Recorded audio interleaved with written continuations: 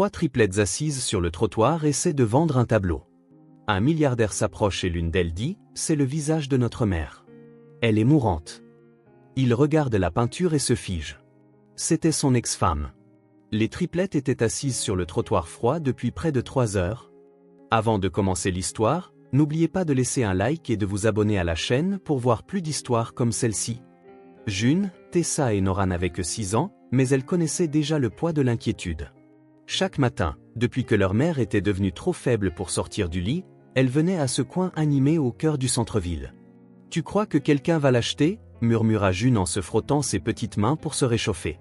C'était la plus sensible des 3. « Il le faut » répondit Nora en ajustant le petit tableau appuyé contre le mur.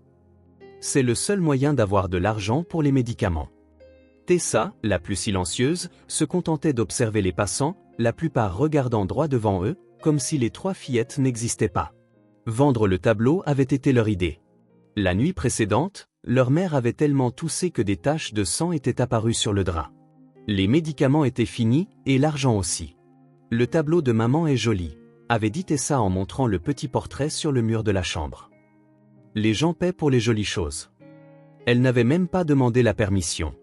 Tôt le matin, avant que leur mère ne se réveille, elles avaient pris le tableau et étaient parties. Que pouvaient-elles faire d'autre? Maintenant assises sur le trottoir avec quelques autres petits objets éparpillés devant elles, une tentative innocente de ressembler à un étal de marchands ambulants plutôt qu'à 3 enfants mendiants, elles attendaient. Le tableau était au centre, représentant une jeune femme belle aux grands yeux vifs. Elle ne ressemblait en rien à la version pâle et affaiblie qui dormait maintenant la majeure partie de la journée. « Regarde cet homme » poussa June du coude. Un homme grand, en costume sombre, marchait rapidement sur le trottoir. Contrairement aux autres, il sembla remarquer les fillettes. Une seconde, son regard se posa sur le tableau. « Appelons-le » dit Nora, la plus audacieuse. Au moment où l'homme passait, Nora se leva impulsivement. « Monsieur, voudriez-vous acheter notre tableau? Il est vraiment beau. » Mark Sullivan était en retard pour une réunion importante. En tant que PDG de l'une des plus grandes entreprises technologiques du pays, ces minutes valaient des millions. Il s'apprêtait à passer sans s'arrêter quand il entendit la voix de l'enfant. Il ralentit, plus par réflexe que par réel intérêt. « C'est le visage de notre mère. Elle est mourante », continua la fillette, l'urgence dans la voix. « Elle est malade. Nous avons besoin d'argent pour ses médicaments. » Mark baissa les yeux. 3 filles identiques, cheveux noirs, grands yeux, des vêtements bien trop fins pour le temps frais. Des triplettes. Elle semblait si petite et vulnérable que quelque chose se serra dans sa poitrine. Par politesse, il regarda le tableau que la fillette tenait, et alors le monde s'arrêta. Ses pas se figèrent sur le trottoir. L'air se bloqua dans ses poumons. La foule, le bruit de la ville, tout disparut. Dans le petit tableau, rendu avec de délicats coups de pinceau, se trouvait le visage d'Anna Pierce. Anna. Son Anna. Ce ne pouvait être elle. Mais le vrai choc vint quand il reconnut les coups de pinceau, le style, les couleurs. Ce n'était pas n'importe quelle peinture d'Anna. C'était sa peinture. Il l'avait peinte lui-même, des années auparavant. À l'époque où la peinture était plus qu'un passe-temps oublié. Quand ils étaient encore ensemble. Quand l'avenir semblait si différent de ce qu'il était devenu. « Où avez-vous eu ça » demanda-t-il, sa voix semblant étrange même à ses propres oreilles. Les filles se regardèrent, confuses par sa réaction. « C'est celui de notre maman » répondit celle qui avait parlé avant. « Il est accroché dans sa chambre, mais nous l'avons pris pour le vendre. Elle a besoin de médicaments. » Mark prit le tableau avec des mains tremblantes. Aucun doute. C'était le sien. Le même sourire doux d'Anna, les mêmes yeux intenses qu'il avait regardés tant de fois. La femme qui avait quitté sa vie près de 7 ans auparavant. « Votre mère » commença-t-il, essayant de comprendre la situation. « Comment s'appelle-t-elle » Anna, dit l'une des autres filles. Anna Pierce. Le nom de famille frappa Mark comme un coup de poing. C'était vraiment elle. Et ses filles, maintenant qu'il les regardait de près, impossible de ne pas le voir. Les mêmes yeux qu'Anna, la même forme de visage. 6 ans. La chronologie correspondait parfaitement. Une idée impossible commença à prendre forme dans son esprit. « Combien voulez-vous pour le tableau » demanda-t-il, sortant déjà son portefeuille. « 50, dit la fille la plus assurée en relevant le menton. « Il est vraiment joli. » Mark sortit tout l'argent liquide qu'il avait. Plusieurs billets de $100. « Tenez, dit-il en tendant l'argent. Je veux acheter le tableau. Les yeux des 3 filles s'écarquillèrent en même temps. C'est beaucoup d'argent, murmura l'une d'elles. Ce n'est pas grave, répondit Marc, regardant toujours le visage de la femme sur la peinture. Il le serra contre sa poitrine, sentant une vague d'émotion qu'il n'avait pas ressentie depuis des années. 1000 questions explosèrent dans son esprit en même temps. Anna était-elle malade? À quel point? Ses filles étaient-elles ses filles? Pourquoi ne l'avait-il jamais su? Où est-ce que vous? Commença-t-il en levant les yeux. Mais les mots moururent sur ses lèvres. Le trottoir était vide. Marc pivota sur lui-même, regardant dans toutes les directions. Les 3 fillettes avaient disparu. Comment était-ce possible? Cela ne faisait que quelques secondes qu'il leur avait donné l'argent. Des enfants si petits n'auraient pas pu se fondre dans la foule aussi rapidement. Et, cria-t-il, faisant quelques pas rapides, cherchant parmi les passants. Les filles! Attendez! Bria! C'était comme si elles s'étaient évaporées dans l'air.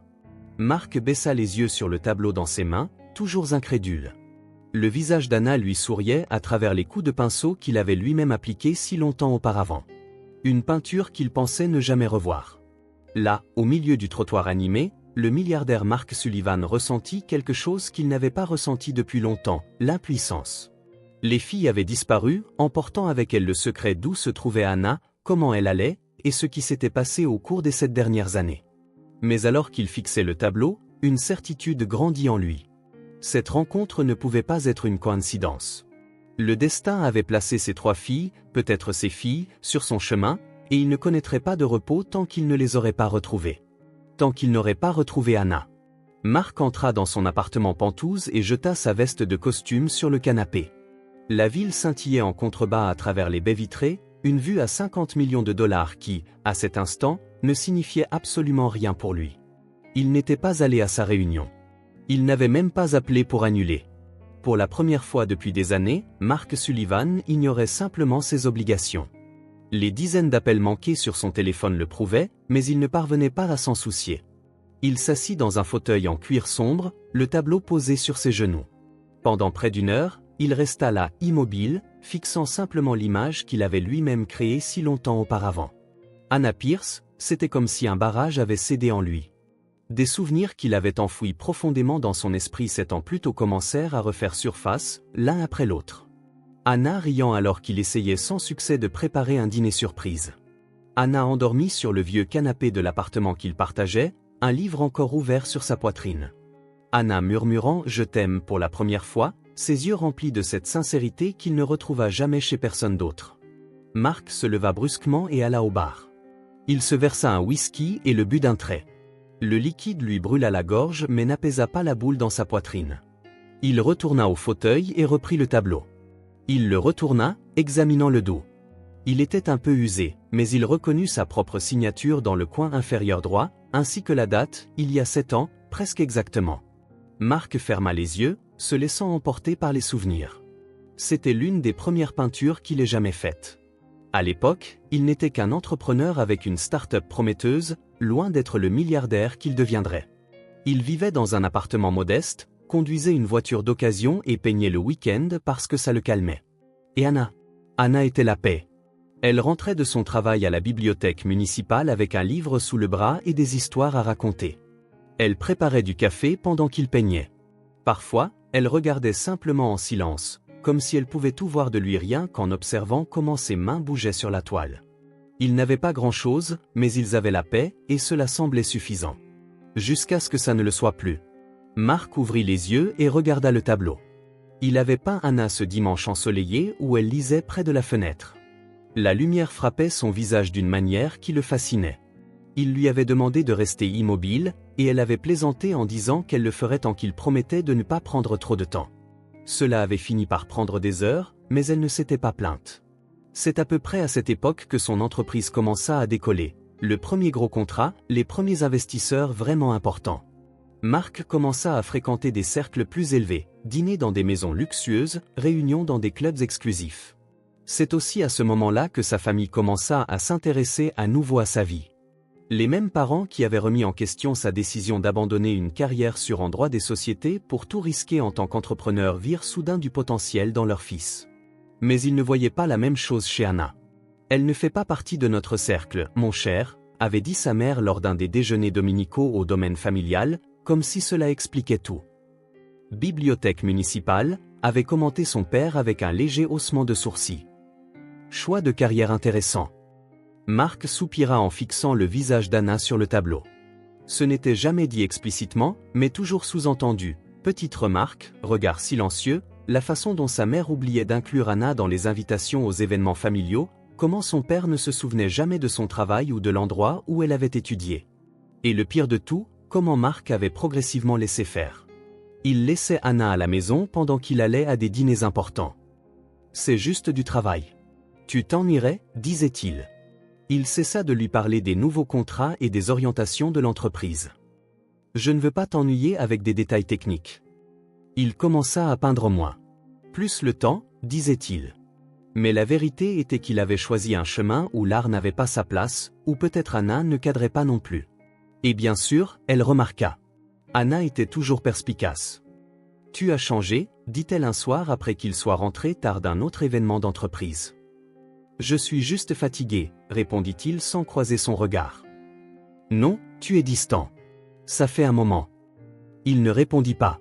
Il ne savait pas quoi dire. 2 semaines plus tard, elle partit. Marc rentra du travail et ne trouva qu'un mot sur la table, tu as choisi ton chemin. J'espère que tu trouveras ce que tu cherches. Pas de drame, pas d'accusation, pas de dispute. Juste le silence qui resta après qu'elle eut franchi la porte. Et le pire, c'est qu'il laissa faire. Il ne courut pas après elle. Il n'appela pas. Il ne chercha pas. Une partie de lui, celle trop occupée à construire un empire, ressentit en fait du soulagement, comme si Anna était un rappel du Marc qu'il n'était plus. Le Marc qui peignait le week-end et se contentait d'un petit appartement et de rêves simples. Marc se leva de nouveau et alla à la fenêtre de son Penthouse, 50 étages au-dessus de la ville. Plus il montait haut, plus tout semblait petit en bas. Les gens devenaient minuscules, les problèmes lointains. Il avait tout réussi ce qu'il voulait, construit l'une des entreprises technologiques les plus précieuses au monde. Il était respecté, admiré, envié. Et complètement seul. Il retourna au fauteuil et reprit le tableau. Anna semblait le regarder droit dans les yeux, les mêmes yeux qu'il avait vus aujourd'hui, multipliés par 3 chez ses petites filles sur le trottoir. Des filles qui pourraient être ses filles. Une pensée frappa Marc comme un coup. Anna était partie il y a 7 ans. Les filles semblaient avoir environ 6 ans. Le calcul était simple.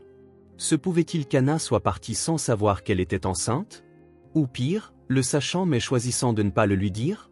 Quoi qu'il en soit, tout prenait sens maintenant. Le tableau qu'il avait lui-même peint. Les filles avec les yeux d'Anna. Le temps écoulé. Anna était quelque part dans la ville, malade selon les filles, avec 3 filles dépendant d'elle. 3 filles qui pourraient très bien être les siennes aussi. Marc posa le tableau sur la table basse et prit son téléphone. Il annula tous ses rendez-vous pour les prochains jours.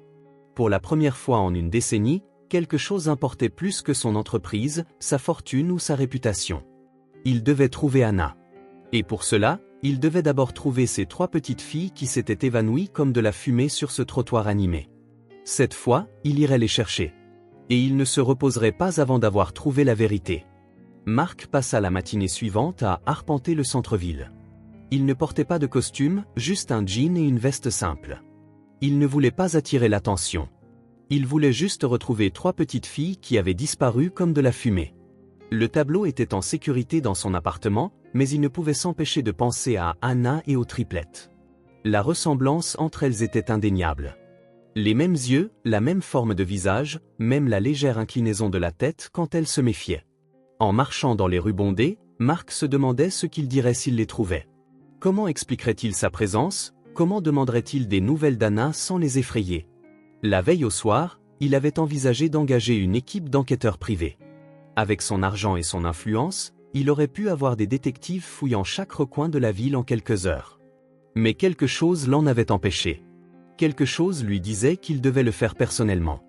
Il était presque midi quand il retourna au coin où il les avait vues pour la première fois. Aucun signe des filles. Il demanda à quelques vendeurs ambulants s'ils connaissaient 3 sœurs identiques qui vendaient parfois des choses sur le trottoir. La plupart secouèrent simplement la tête. Certains regardèrent avec méfiance cet homme riche cherchant des enfants. Pendant les 4 heures suivantes, Marc explora les rues environnantes. Il entra dans de petites boutiques, posa des questions sur les places publiques, surveilla les terrains de jeu. Rien. Alors que le soleil commençait à se coucher, il était sur le point d'abandonner pour la journée.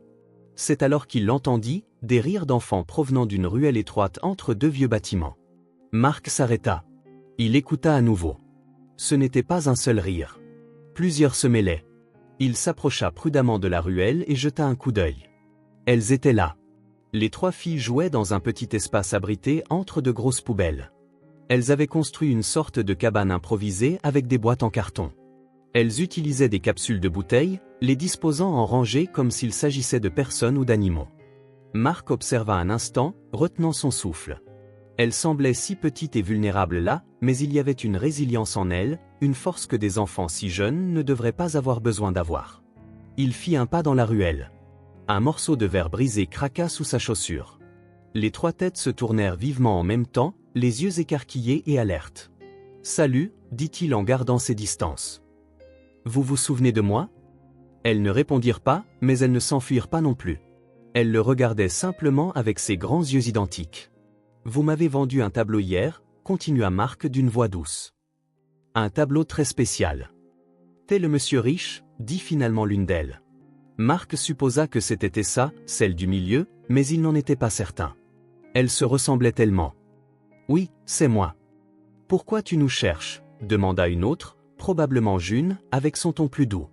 Marc marqua une pause. La vérité semblait la meilleure option. « J'ai connu votre mère », dit-il simplement. Les 3 échangèrent des regards, cette communication silencieuse que seuls les frères et sœurs ont. L'une d'elles, certainement Nora, la plus sérieuse, fit un pas en avant. « Pourquoi ?» demanda-t-elle, sa voix bien trop assurée pour une enfant de 6 ans. « Pourquoi quoi ?» répéta Marc, confus. « Pourquoi tu connaissais notre mère ?» La question le prit au dépourvu. Ce n'était pas comment ou quand, mais pourquoi, comme s'il devait y avoir une raison pour connaître Anna, comme si elle était quelqu'un que les gens comme lui ne rencontreraient normalement pas. « Parce qu'elle était importante pour moi », répondit-il honnêtement. Les filles échangèrent à nouveau des regards, toujours méfiantes, mais peut-être un peu moins qu'avant. « Vous jouez toujours ici ?» demanda Marc, essayant de maintenir la conversation. Nora haussa les épaules. « Parfois. »« Vous habitez près d'ici ?» Pas de réponse. Juste ses regards prudents. « Votre mère sait que vous êtes ici ?» tenta-t-il à nouveau. « Elle dort ?» dit June. « Les médicaments la font beaucoup dormir. » Marc hocha la tête, sentant un pincement au cœur. « Vous avez acheté les médicaments avec l'argent que je vous ai donné ?»« On l'a donné au monsieur de la pharmacie », répondit Tessa. « Il a dit que c'était beaucoup. Il nous a rendu la monnaie », ajouta Nora. « On l'a gardée pour la prochaine fois qu'on aura besoin de médicaments. » Intelligente et responsable. À 6 ans. « Qu'est-ce qu'elle a, votre maman ?» demanda Marc, essayant de ne pas paraître trop anxieux. De nouveau le silence. Les 3 le regardaient simplement, comme si elle décidait s'il méritait de savoir. « Vous avez mangé aujourd'hui ?» Marc changea de sujet, remarquant à quel point leurs vêtements semblaient bien trop grands pour leur silhouette menue. June secoua la tête. Il n'y avait rien à la maison. On allait acheter du pain plus tard. Marc jeta un coup d'œil autour de lui, réfléchissant vite. Il y a un endroit qui vend des sandwichs au coin de la rue. Je peux vous acheter quelque chose à manger ? Les 3 échangèrent à nouveau des regards, la faim luttant clairement contre la méfiance. On ne part pas avec des inconnus, dit fermement Nora. Je ne vous demanderai pas ça, répondit rapidement Marc. Vous pouvez attendre ici. Je vais là-bas, j'achète les sandwichs et je vous les apporte. D'autres regards s'échangèrent entre elles. Finalement, Nora fit un petit signe de tête. D'accord. Comment vous aimez vos sandwichs ? N'importe quoi, répondit Tessa. Sans oignons, ajouta June. On n'aime pas les oignons. Marc sourit. Sans oignons. Compris. Je reviens tout de suite. Il se dirigea vers la boutique de sandwichs, regardant toujours en arrière pour s'assurer qu'elle ne s'enfuirait pas. Il acheta 3 grands sandwichs, des sodas, des frites et quelques sucreries. C'était peut-être trop, mais il avait le sentiment que ses filles n'avaient pas vu de repas complet depuis trop longtemps. Quand il retourna dans la ruelle, il craignit qu'elles ne soient parties. Mais elles étaient là, assises dans leur fort en carton, attendant patiemment. Marc s'approcha et leur tendit le sac de nourriture. Nora le prit, toujours prudente, et vérifia le contenu avant de le distribuer à ses sœurs. Les trois mangèrent avec une faim qui confirma ses soupçons. Elles avaient très, très faim. « Vous venez ici tous les jours ?» demanda-t-il, s'asseyant sur une caisse à une distance de sécurité. « Pas tous les jours » répondit Tessa entre deux bouchées. « Seulement quand maman dort trop. »« Votre maison est loin d'ici ?» Nora le regarda, ses yeux si semblables à ceux d'Anna, remplis de prudence. « On ne peut pas dire aux inconnus où on habite. »« Vous avez raison » approuva Marc. « Votre mère vous a bien éduqué. » Elles continuèrent à manger en silence pendant un moment. « Comment vous appelez-vous » demanda finalement Marc. Elles échangèrent des regards. « Je m'appelle Nora » dit la sérieuse après une pause. « Tessa » dit celle du milieu. « June » compléta la troisième, un peu plus gaie que les autres. « Je suis Marc » répondit-il. « Marc Sullivan. » Aucune réaction au nom. Peut-être qu'Anna n'avait jamais parlé de lui aux filles. « Vous allez à l'école » tenta-t-il une autre approche. « On étudie à la maison » dit Nora. « Maman nous apprend » ajouta June. « Elle connaît plein de choses dans les livres. » Marc sourit. Cela ressemblait bien à Anna. Quand elles eurent fini de manger, les filles semblaient un peu plus détendues, mais toujours distantes. Il savait qu'il ne devait pas trop insister. « Je dois y aller maintenant » dit-il en se levant. « Mais est-ce que je peux revenir demain ? Peut-être apporter plus de nourriture ?» Elles échangèrent une autre de ces communications silencieuses entre sœurs. « D'accord » dit finalement Nora. « On sera là. » Marc hocha la tête, sentant quelque chose d'étrange dans sa poitrine. Un petit début de lien, aussi fragile qu'un fil de soie, mais c'était réel. « Merci de m'avoir parlé » dit-il. « À demain, alors. » En s'éloignant, Marc jeta un dernier regard en arrière. Les trois se tenaient ensemble, le regardant partir. Elle ne souriait pas ni ne faisait de signes, mais elle ne s'enfuyait pas non plus. Elle restait simplement là, présente. Et pour Marc, cette présence, ce refus de fuir, ce petit fil de confiance signifiait plus qu'elle ne le saurait jamais. Au cours des 2 semaines suivantes, Marc retourna dans la ruelle tous les jours. Toujours à la même heure, toujours avec de la nourriture fraîche et un petit cadeau. Rien de cher ou de tapac sans grave-l'œil. Il apprit rapidement que cela ne ferait que rendre les filles plus méfiantes. Des choses simples, des crayons de couleur, un livre d'histoire, 3 ours en peluche identiques à l'exception de la couleur de leurs nœuds. Le 3e jour, June lui sourit quand il arriva. Le 5e, Tessa lui parla d'un oiseau qui avait construit un nid près de la fenêtre de leur chambre. Le 8e, même Nora, la plus prudente, demanda s'il reviendrait le lendemain. Marc annulait des réunions, déléguait des responsabilités, ignorait les appels. Son assistante était au bord de la crise de nerfs. Mais il s'en fichait. Pour la première fois en 7 ans, quelque chose était plus important que son entreprise, sa richesse, son image. Les filles parlaient rarement beaucoup d'Anna. Quand il posait des questions, les réponses étaient vagues. Elle va un peu mieux aujourd'hui. Le docteur est venu hier. Elle a dit, elle ira bientôt bien. Il n'insistait pas. Il savait qu'il devait y aller doucement. Gagner leur confiance, un jour à la fois. Le 10e jour, Marc apporta de la glace. Ils s'assirent tous les 4 par terre dans la ruelle, chacun avec un bâtonnet glacé. Et June demanda, « Pourquoi tu viens ici tous les jours ?» Marc hésita. Les 3 le regardaient avec ses yeux identiques. Les yeux d'Anna. « Parce que j'aime vous voir » répondit-il honnêtement. « C'est tout » insista Nora. Il prit une profonde inspiration. « Et parce que je veux vraiment revoir votre mère. » Elles échangèrent des regards, cette communication silencieuse à nouveau. « Tu étais son ami » demanda Tessa. « J'étais plus qu'un ami » répondit Marc, décidant d'être honnête. « J'aimais beaucoup votre mère. » D'autres regards échangés. « Alors pourquoi vous n'êtes pas ensemble » demanda directement June. Marc regarda le bâtonnet glacé fondre dans sa main. « Parce que j'ai fait une erreur. Une grosse erreur. »« Quel genre d'erreur » insista Nora. « Je n'ai pas pris soin d'elle comme j'aurais dû. Je n'étais pas à ses côtés quand elle avait besoin de moi. » Les filles restèrent silencieuses, absorbant cette information. « Maman est triste parfois » dit soudain Tessa. « Quand elle croit qu'on ne regarde pas. Et elle pleure quand elle croit qu'on dort » ajouta June. Le cœur de Marc se serra. « Je suis tellement désolé » dit-il. Et il l'était vraiment. Nora, qui était restée silencieuse, parla enfin. « Tu veux lui dire pardon » ? « Oui » répondit Marc. « Et tellement plus. Un autre long moment de silence. On peut t'emmener, dit enfin Nora, après un autre de ses regards fraternels. Pas aujourd'hui. Demain. Marc sentit son cœur s'accélérer. Vraiment? Mais tu dois promettre une chose, continua Nora, semblant bien trop adulte pour une enfant de 6 ans. Quoi? Si elle ne veut pas te voir, tu dois partir et ne jamais revenir. Marc déglutit difficilement. C'était juste. Je promets. Le lendemain, Marc arriva dans la ruelle plus tôt que d'habitude.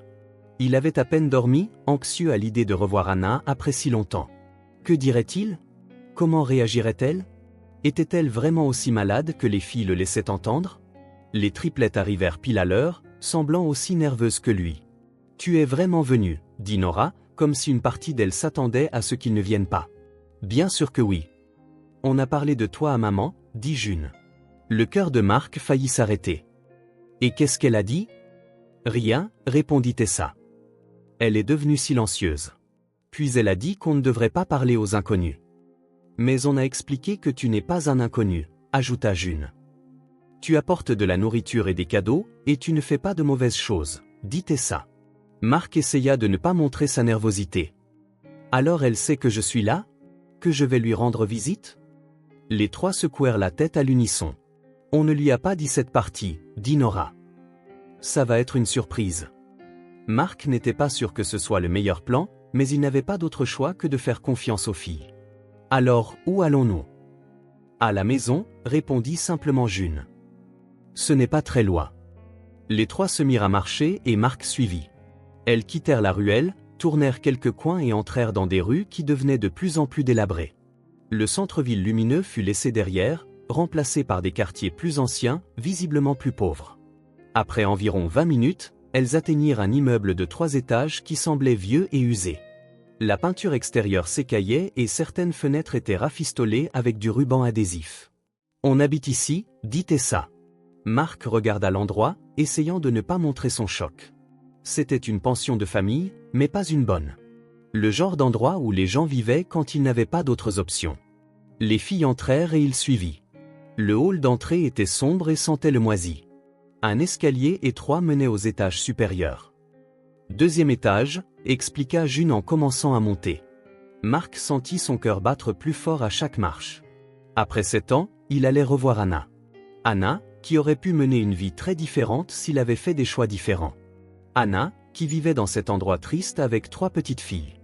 Anna, qui était malade. Au 2e étage, les filles s'arrêtèrent devant une porte avec le numéro 207 peint maladroitement. « C'est ici, » murmura Nora.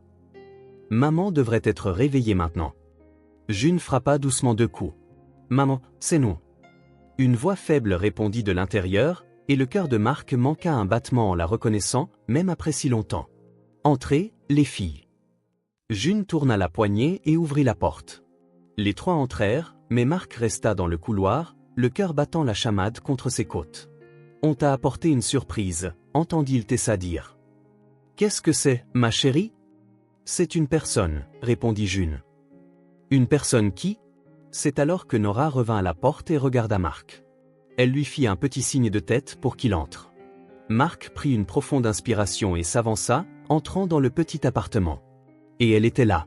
Anna était assise dans un vieux fauteuil près de la fenêtre. Un livre ouvert reposait sur ses genoux. Elle était plus mince qu'il ne s'en souvenait, avec des cernes sous les yeux et des cheveux plus courts, mais c'était toujours elle. Elle avait toujours ses yeux qui semblaient voir à travers lui. Pendant un instant, Anna ne sembla pas comprendre ce qu'elle voyait. Puis son expression changea. Surprise, choc, puis un masque de froideur. « Toi ?» Le mot sortit presque comme un soupir. « Oui », répondit Marc, sa voix plus rauque qu'il ne l'aurait voulu. Les filles regardaient de l'un à l'autre, les yeux écarquillés, essayant de comprendre ce qui se passait. « Alors tu as pensé que tu pouvais juste débarquer comme si de rien n'était ?» demanda Anna, sa voix plus dure qu'il ne l'avait jamais entendue. « Non, » dit Marc. « Mais j'avais besoin de te voir. »« Ce sont les filles qui nous ont amenés, » informa Nora, comme s'il était important de préciser qui était responsable. « Les filles, » dit Anna, sans quitter Marc des yeux. « Allez dans votre chambre, s'il vous plaît. »« Mais maman ?» commença June. « Maman ?» Les 3 regardèrent Marc, hésitantes. Il leur fit un petit signe de tête et elles partirent, fermant la porte de la chambre derrière elles. Le silence qui suivit fut dense, rempli de cette année d'absence. « Qu'est-ce que tu fais ici » demanda finalement Anna. « J'ai trouvé les filles dans la rue. Elles vendaient un tableau. Un que j'ai peint. » Quelque chose changea sur son visage. Une brève lueur de vulnérabilité, rapidement masquée à nouveau. « Et alors ?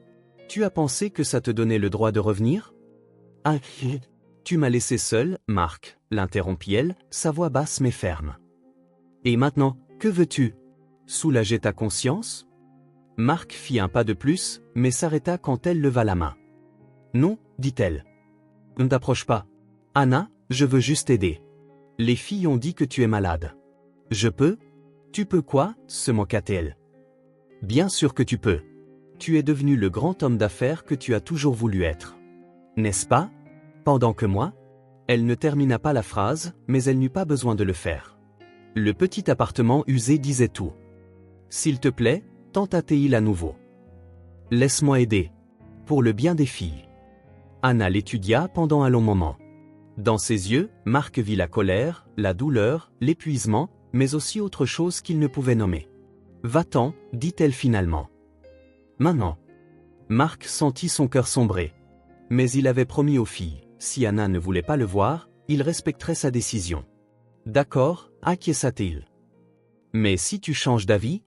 Il laissa la phrase en suspens, sortit une carte de sa poche et la posa sur la petite table près de la porte. Mon numéro. N'important. Anna ne répondit pas. Elle resta juste assise là, le fixant avec les mêmes yeux qui avaient autrefois été son monde entier. Marc se tourna et partit. Dans le couloir, il entendit encore la porte se fermer derrière lui, mais il n'entendit pas le bruit du verrou. Anna avait fermé la porte, mais elle ne l'avait pas verrouillée. Marc passa la nuit éveillé. Dans son luxueux appartement surplombant toute la ville, il faisait les 100 pas comme un animal en cage. Il ne pouvait chasser l'image d'Anna de son esprit, si mince, si pâle, mais toujours avec ce regard qui le désarmait complètement. Et les filles. 3 petites, avec les yeux de leur mère et il en était maintenant presque certain, son propre menton têtu. Il n'y avait plus à nier. Les triplettes étaient ses enfants. Des enfants dont il n'avait jamais su l'existence. Des enfants qui avaient grandi sans lui. Tandis que la ville dormait en contrebas, Marc prit une décision. Il ne se laisserait plus repousser. Il ne reculerait pas. Peu importe à quel point Anna résistait, il devait être présent maintenant. Pour la première fois depuis la création de son entreprise, Marc appela son vice-président et annonça qu'il prenait un congé d'une durée indéterminée. « Tout va bien, Marc ?» demanda la voix inquiète au bout du fil. « Non » répondit-il honnêtement. « Mais ça va aller. » À 8 heures du matin, il était de retour à la pension délabrée. Il s'était arrêté dans un café en chemin, achetant du café, du chocolat chaud, du pain, des pâtisseries et des fruits. Assez de nourriture pour 4 personnes, mais il soupçonnait qu'Anna et les filles ne mangeaient pas correctement depuis longtemps. Il se tint devant la porte 207 et prit une profonde inspiration avant de frapper. Après quelques secondes, la porte s'entr'ouvrit juste assez pour que l'œil de Tessa apparaisse dans l'interstice. « Salut Tessa » dit Marc en essayant de sourire. « J'ai apporté le petit déjeuner. » Elle regarda les sacs dans ses mains, hésitante. « Ma maman ne veut pas te voir » dit-elle doucement. Marc hocha la tête. Il s'y attendait. « Ce n'est pas grave. Dis-lui juste que je ne partirai pas tant qu'elle ne m'aura pas écouté. » Tessa l'étudia un moment, puis referma la porte sans un mot. Marc posa les sacs de nourriture par terre près de la porte et s'assit dans le couloir, s'adossant au mur opposé. Il avait apporté un livre mais ne parvenait pas à se concentrer sur la lecture. Chaque minute semblait durer 1 heure. Après un certain temps, la porte s'ouvrit à nouveau. Cette fois, June jeta un coup d'œil. Elle regarda Marc assis par terre, puis les sacs. « Je peux prendre la nourriture » demanda-t-elle doucement. « Bien sûr » répondit Marc. « C'est pour vous. » La fillette attrapa rapidement les sacs et referma la porte. Marc resta sur place. 1 heure passa. Puis 2. Il consultait ses emails sur son téléphone, répondait à quelques messages urgents, mais ne bougeait pas.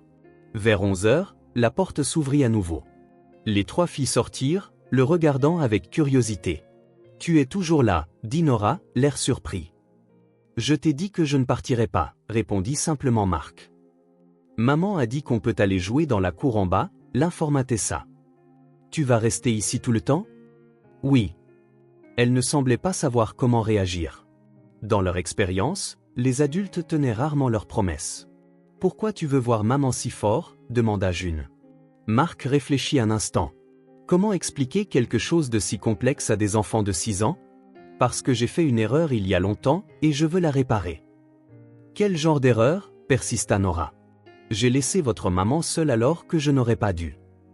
Elles échangèrent un autre regard. Cette connexion silencieuse. On revient plus tard, dit finalement Nora, et les trois descendirent les escaliers. Mark resta là, assis dans le couloir faiblement éclairé. Vers l'heure du déjeuner, il entendit du mouvement à l'intérieur de l'appartement. Quelqu'un, probablement Anna, se déplaçait. Il eut envie de frapper, d'essayer à nouveau, mais il résista. La patience était la clé maintenant.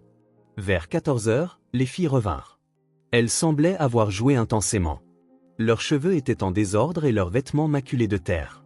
« Tu es toujours là ?» demanda Nora en haussant un sourcil d'une manière qui lui rappelait tellement Anna que ça lui fit presque mal. « Toujours là ?» confirma Mark. « On a faim ?» déclara June sans détour. Mark sourit et se leva pour la première fois depuis des heures. Son dos lui faisait mal d'être resté assis sur le sol dur.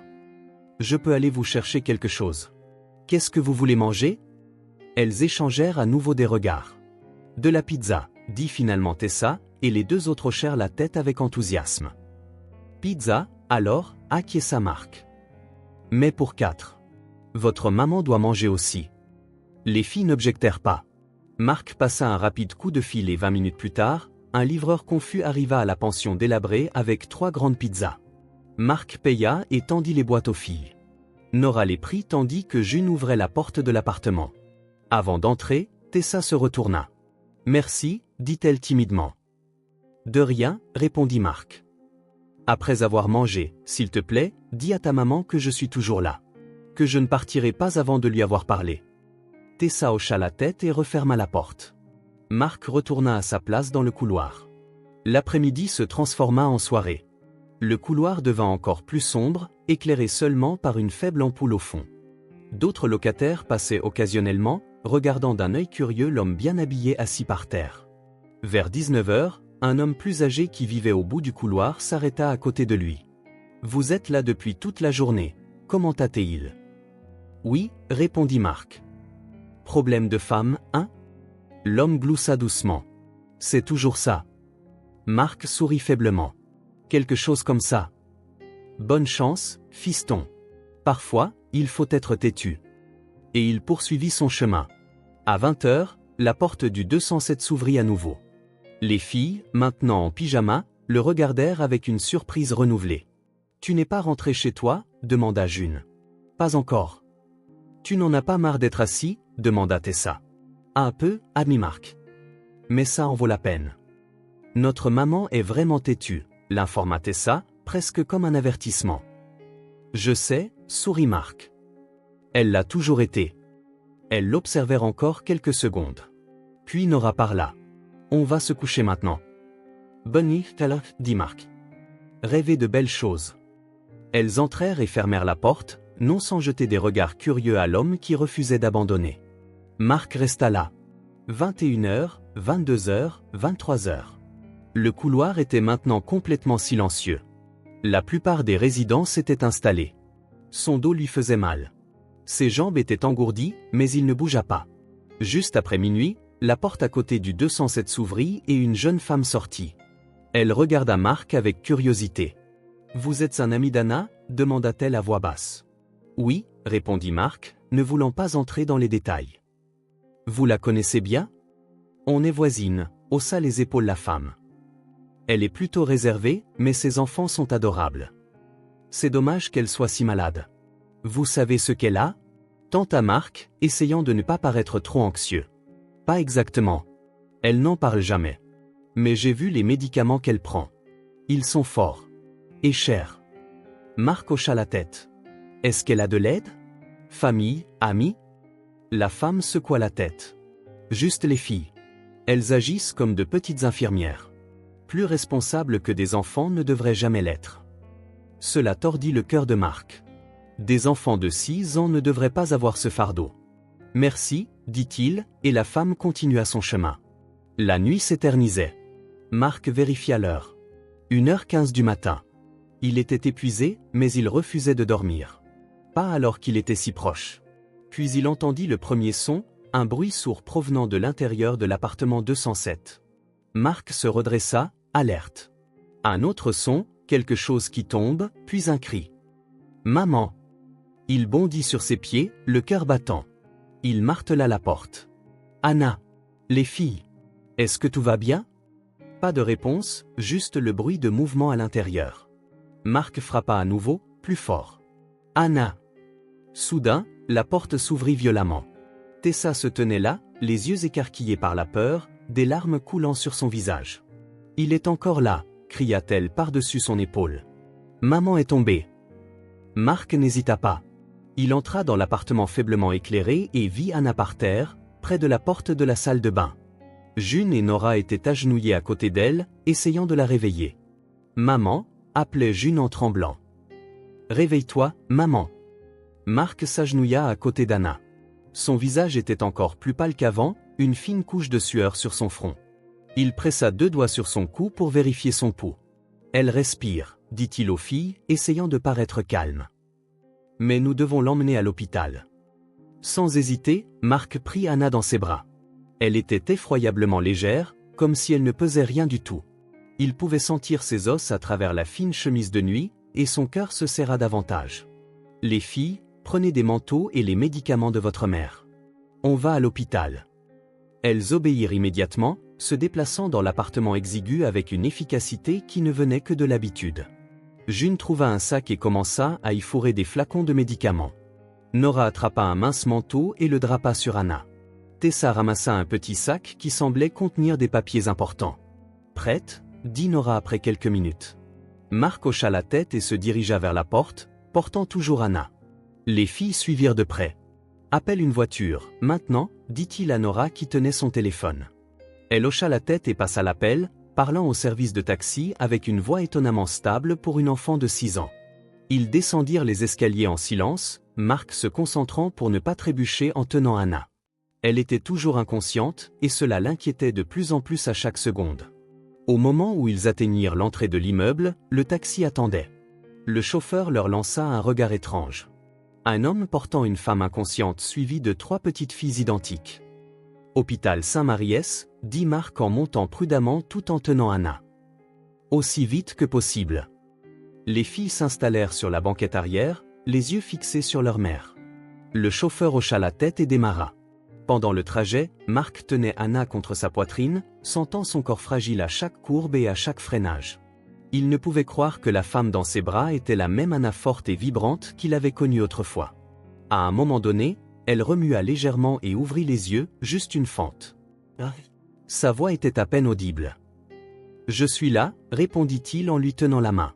« Reste avec moi, s'il te plaît. » Ses yeux se refermèrent, mais ses doigts serrèrent les siens très légèrement, un petit signe que, malgré tout, elle se battait toujours. Sur la banquette arrière, les filles regardaient en silence, leur petit visage marqué par une inquiétude qu'aucun enfant ne devrait jamais connaître. June serrait fort le sac de médicaments. Tessa gardait les yeux sur sa mère comme si elle pouvait la maintenir en vie par la seule force de sa volonté. Nora, toujours la plus sérieuse, toujours la plus forte, tenait les mains de ses sœurs, projetant une confiance qu'elle ne ressentait pas.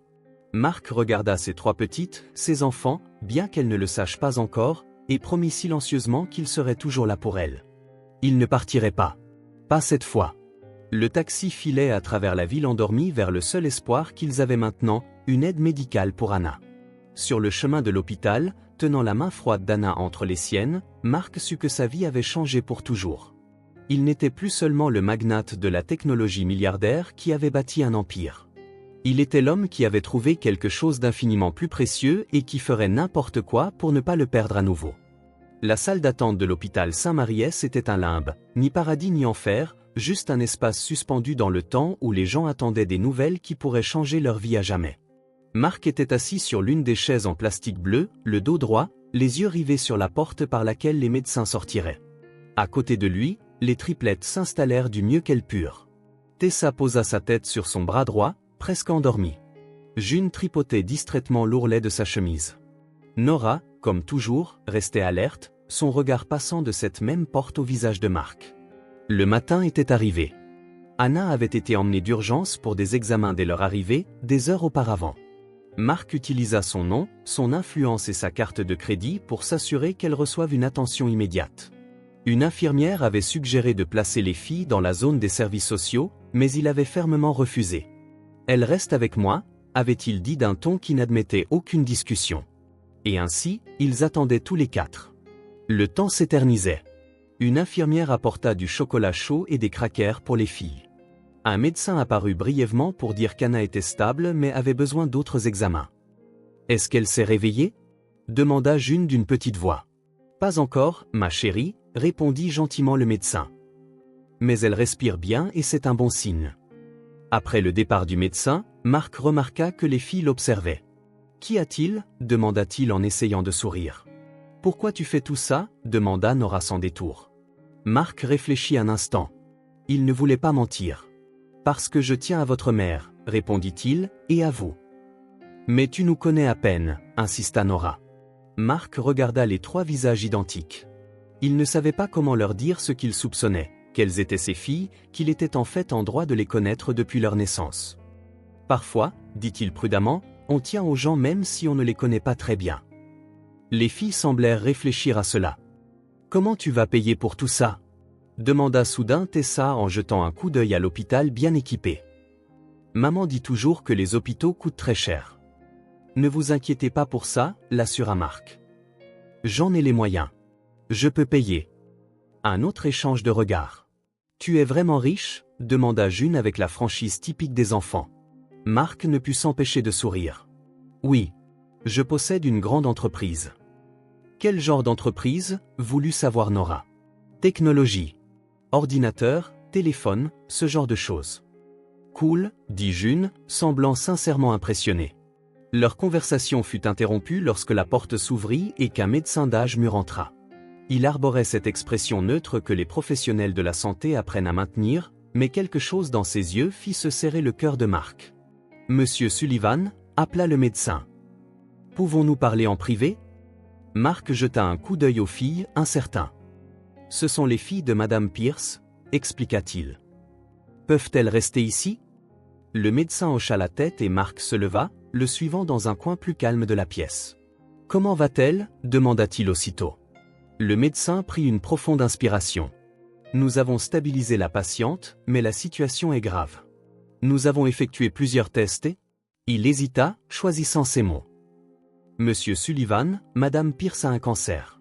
Un lymphome non-hodgkinien, à un stade assez avancé. » Marc eut l'impression d'avoir reçu un coup de poing dans l'estomac. « Cancer. » Le mot que personne ne veut entendre. « À quel point avancé » réussit-il à demander. « Stade 3, presque 4.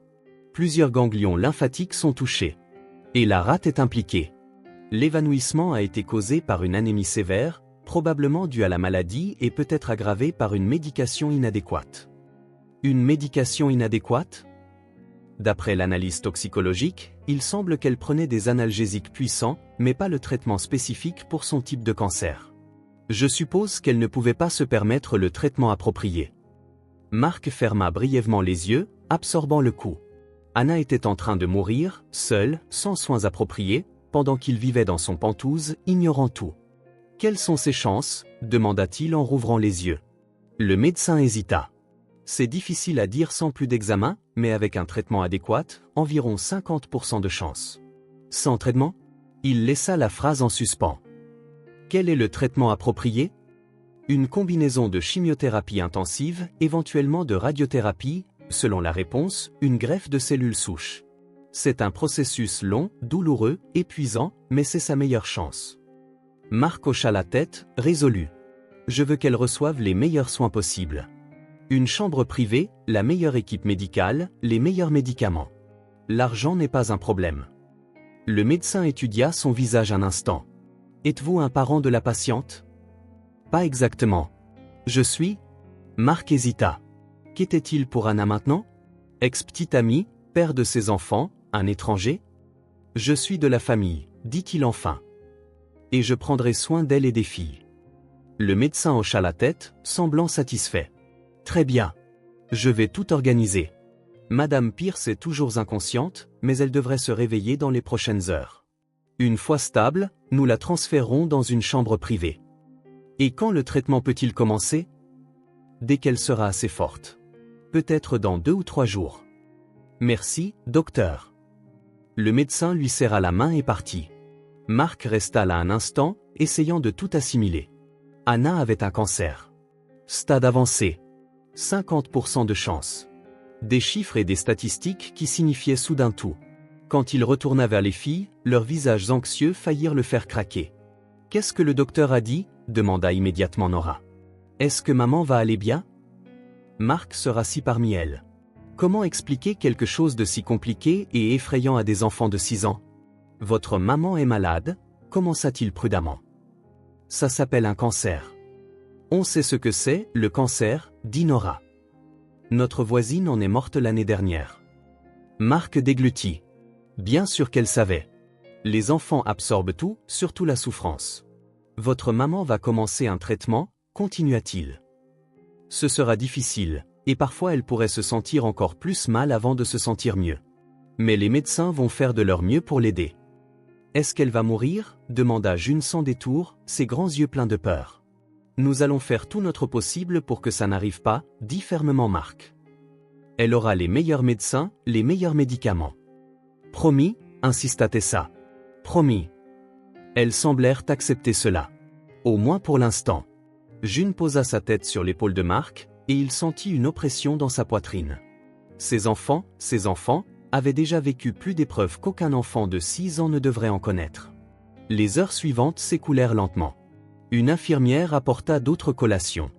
Une autre vint dire qu'Anna avait été transférée dans une chambre privée mais dormait toujours. Mark et les filles y furent conduits. La chambre était spacieuse et bien équipée. Anna reposait dans le lit, si pâle qu'elle se fondait presque avec les draps blancs. Des tubes et des moniteurs étaient attachés à elle, bipant doucement. Les filles se précipitèrent vers le lit, regardant leur mère avec des visages inquiets. « Est-ce qu'elle va bientôt se réveiller ?» demanda June à l'infirmière. « Oui, ma chérie. Elle est juste très fatiguée pour le moment. » La nuit tomba et Anna n'avait toujours pas complètement repris conscience. Parfois, elle ouvrait brièvement les yeux, pour replonger dans le sommeil, que ce soit à cause des médicaments ou de l'épuisement pur. Les filles finirent par succomber à la fatigue. Mark improvisa des lits avec les fauteuils inclinables de la chambre, les couvrant de couvertures apportées par une infirmière. June et Tessa s'endormirent rapidement, mais Nora résista, déterminée à veiller sur sa mère. « Tu dois dormir aussi, » dit doucement Mark. « Je n'ai pas sommeil, » insista TL, bien qu'un bâillement la trahît. Mark sourit faiblement. « Ta maman ne sera pas seule. Je te le promets. » Nora l'étudia avec les yeux d'Anna, des yeux dont Mark réalisait maintenant qu'ils avaient la même forme que les siens. « Tu vas disparaître quand elle ira plus mal ?» demanda-t-elle doucement, sa voix intense. La question transperça Mark comme un couteau. Cette fillette de 6 ans, sa fille, avait appris à s'attendre au pire des gens, à s'attendre à ce que, lorsque les choses deviendraient vraiment difficiles, tout le monde partirait. « Non », répondit-il fermement, la regardant droit dans les yeux. « Je reste. » Nora soutint son regard pendant un long moment, comme si elle essayait de voir la vérité derrière ses mots. Puis elle hocha lentement la tête. « D'accord, » dit-elle simplement en fermant les yeux. Mark resta là, assis entre le lit d'Anna, où elle luttait contre une terrible maladie, et les fauteuils où dormaient ses filles. Des filles qui ne savaient toujours pas quelles étaient les siennes. Des filles qui avaient déjà appris à ne pas faire confiance aux promesses des adultes. « Je reste », répéta-t-il doucement, plus pour lui-même que pour quiconque. Une promesse. Un vœu. Cette fois, il ne partirait pas. « Celui-ci est bien », dit l'agent immobilier en ouvrant la porte d'un énième appartement. 3 chambres, cuisine entièrement équipée, immeuble sécurisé. Et le meilleur, c'est à seulement 4 pâtés de maison de l'hôpital. Mark regarda autour de lui. C'était simple comparé à son Penthouse, mais c'était spacieux et propre. La lumière naturelle inondait les pièces par les grandes fenêtres, illuminant les parquets un peu usés. « Qu'en pensez-vous » demanda-t-il aux filles. Elles explorèrent avec curiosité. June ouvrit et ferma tous les placards de la cuisine. Tessa vérifia les chambres. Nora apparut à la fenêtre, évaluant la vue. « Il y a une baignoire » rapporta Tessa en revenant dans le salon. « Maman a toujours voulu une baignoire. » Mark hocha la tête, sentant le poids de ces mots simples.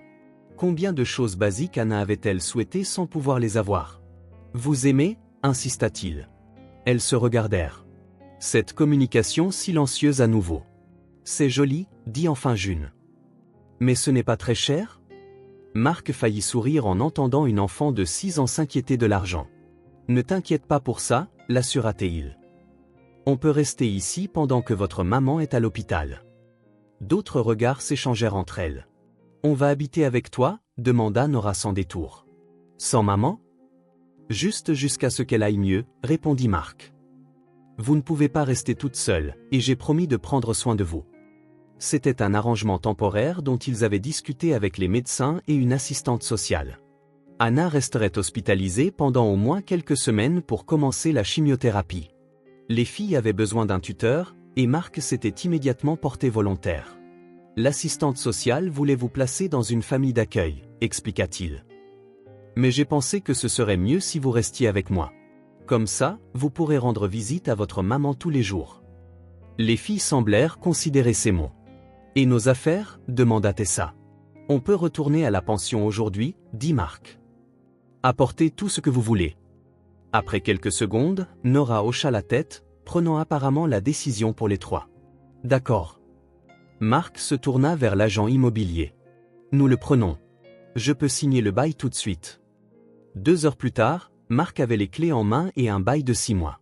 L'agent immobilier, impressionné par la rapidité de la transaction et le paiement anticipé, promit que le nettoyage final serait fait cet après-midi pour qu'ils puissent emménager le lendemain. Marc ramena les filles à l'hôpital pour rendre visite à Anna. Elle était réveillée mais faible, des cernes sous les yeux. Elle sourit faiblement quand elles entrèrent en courant, sautant sur le lit pour la serrer dans leurs bras. Marc resta en retrait, leur laissant de l'espace. Sa relation avec Anna était toujours tendue. Elle acceptait son aide mais parlait peu, évitant d'être seule avec lui. « On va habiter avec Marc pendant que tu restes ici », annonça June, toujours directe. Anna regarda Marc, et il vit un mélange d'émotions dans ses yeux, gratitude, inquiétude et autre chose qu'il ne pouvait identifier. « Juste jusqu'à ce que tu sortes de l'hôpital », l'assura Marc. « C'est un appartement près d'ici. Les filles pourront te rendre visite tous les jours. » Anna ferma les yeux un instant et hocha la tête. « Merci », dit-elle simplement. C'était la première fois qu'elle le remerciait directement, et Marc le ressentit comme une petite victoire. Le lendemain, ils emménagèrent. Marc engagea une petite équipe pour récupérer les affaires des filles à la pension. Il n'y avait pas grand-chose. Tout tenait dans quelques cartons, vêtements, livres, quelques jouets et le peu d'affaires d'Anna. Les filles insistèrent pour apporter quelques livres, un cadre photo avec une photo d'elles 4 et la vieille couette qui portait encore son odeur. La première nuit fut étrange. Les filles partageaient l'une des chambres, insistant pour dormir ensemble dans le même lit, même s'il y avait 3 lits disponibles. Marc dormit dans une autre chambre, laissant la 3e vide, la chambre qui serait celle d'Anna à son retour. Le lendemain matin présenta le premier défi, le petit déjeuner. « Comment vous aimez votre lait ?»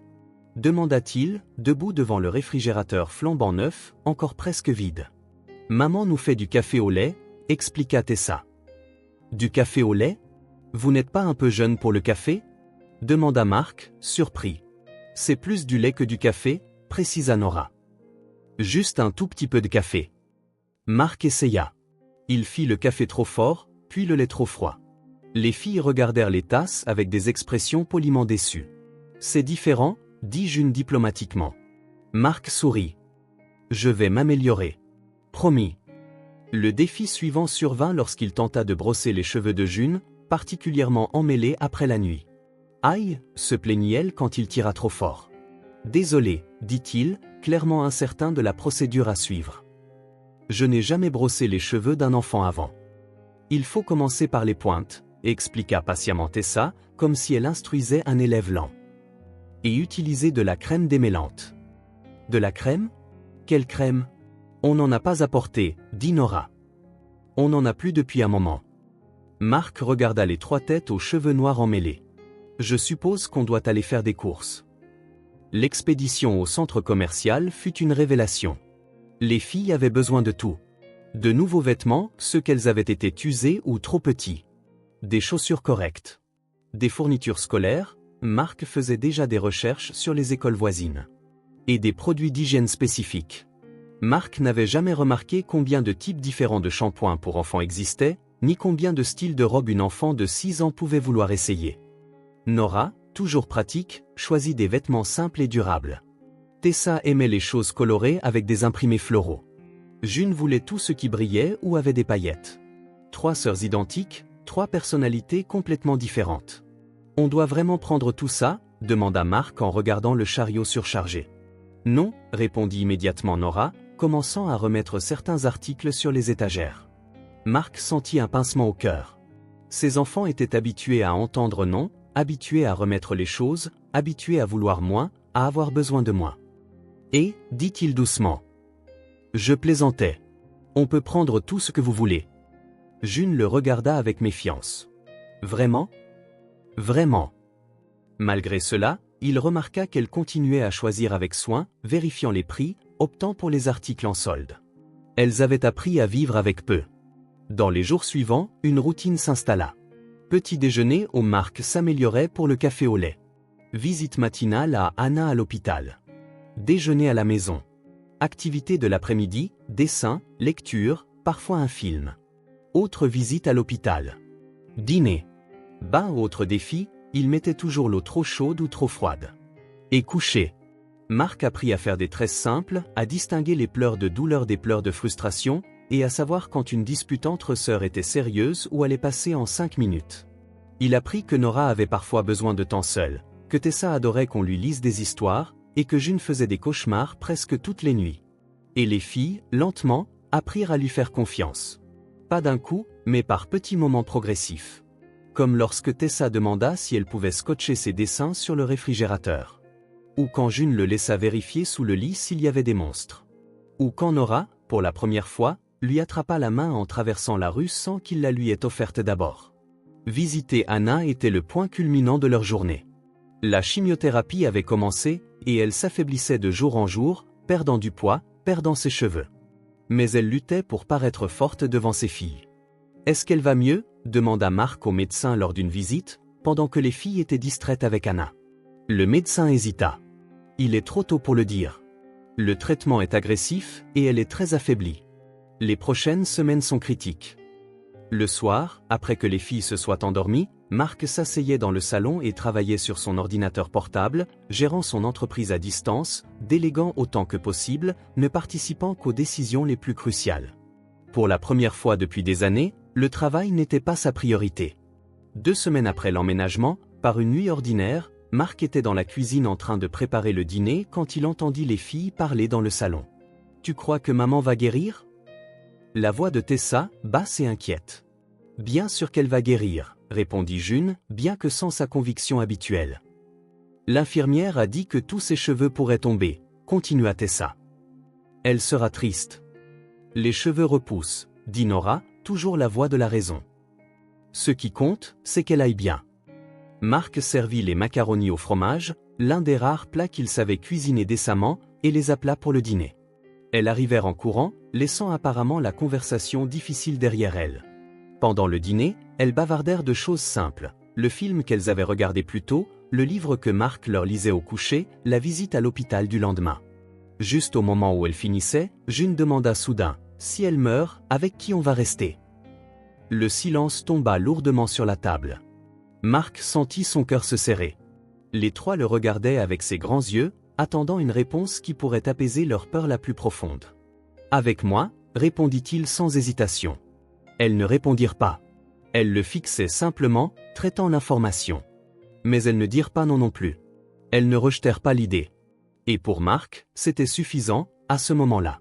Quelques jours plus tard, alors qu'il préparait le déjeuner où ses compétences culinaires s'amélioraient lentement, Tessa entra dans la cuisine pour un verre d'eau. Elle resta là, le regardant hacher des carottes, l'air pensif. Parfois, maman faisait semblant d'aller bien, dit-elle soudain. Mais on savait quand elle n'avait pas mangé le soir. Marc s'arrêta, se tournant vers la fillette. Tessa ne croisa pas son regard. Ses yeux étaient fixés sur les carottes sur la planche à découper. « Qu'est-ce que tu veux dire ?» demanda-t-il doucement. Tessa haussa les épaules. Elle disait qu'elle avait mangé plus tôt ou qu'elle n'avait pas faim. Mais on savait. À ce moment-là, June entra. « Savez quoi ?» demanda-t-elle en attrapant une carotte crue à grignoter. « Que maman ne mangeait pas pour qu'on ait de la nourriture, répondit Tessa. June hocha la tête, comme si c'était un fait banal de la vie. Elle disait que l'amour suffisait, ajouta-t-elle en mâchant. Mais quand le toit fuyait, c'était dur à croire. Marc sentit un nœud dans sa gorge.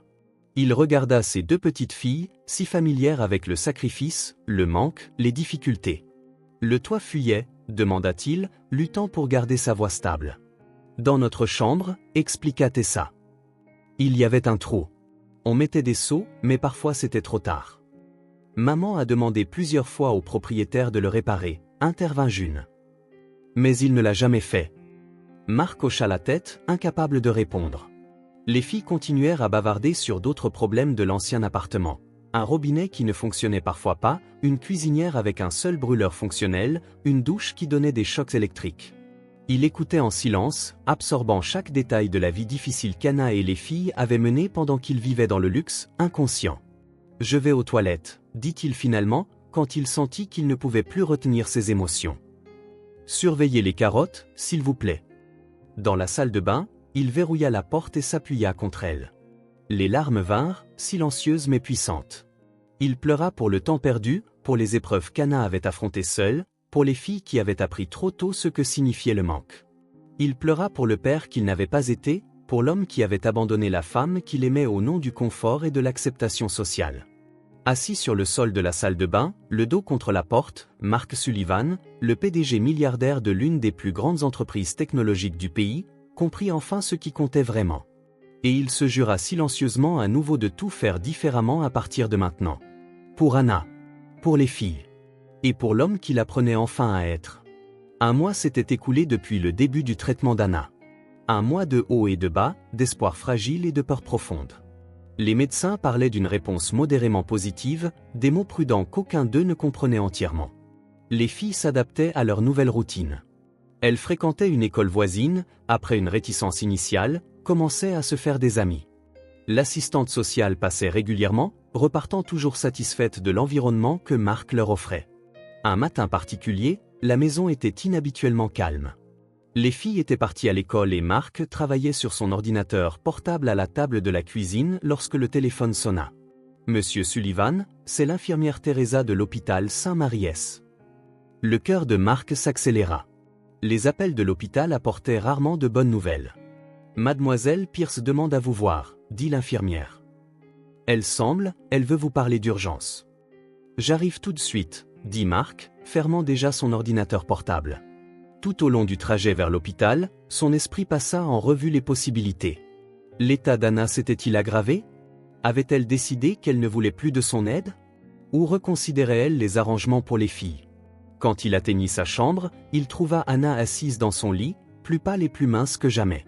La chimiothérapie avait emporté la plupart de ses cheveux, maintenant couverts par un foulard coloré que June avait choisi. Mais ses yeux que Marc connaissait si bien, étaient alertes, déterminés. « Salut », dit-il depuis le seuil.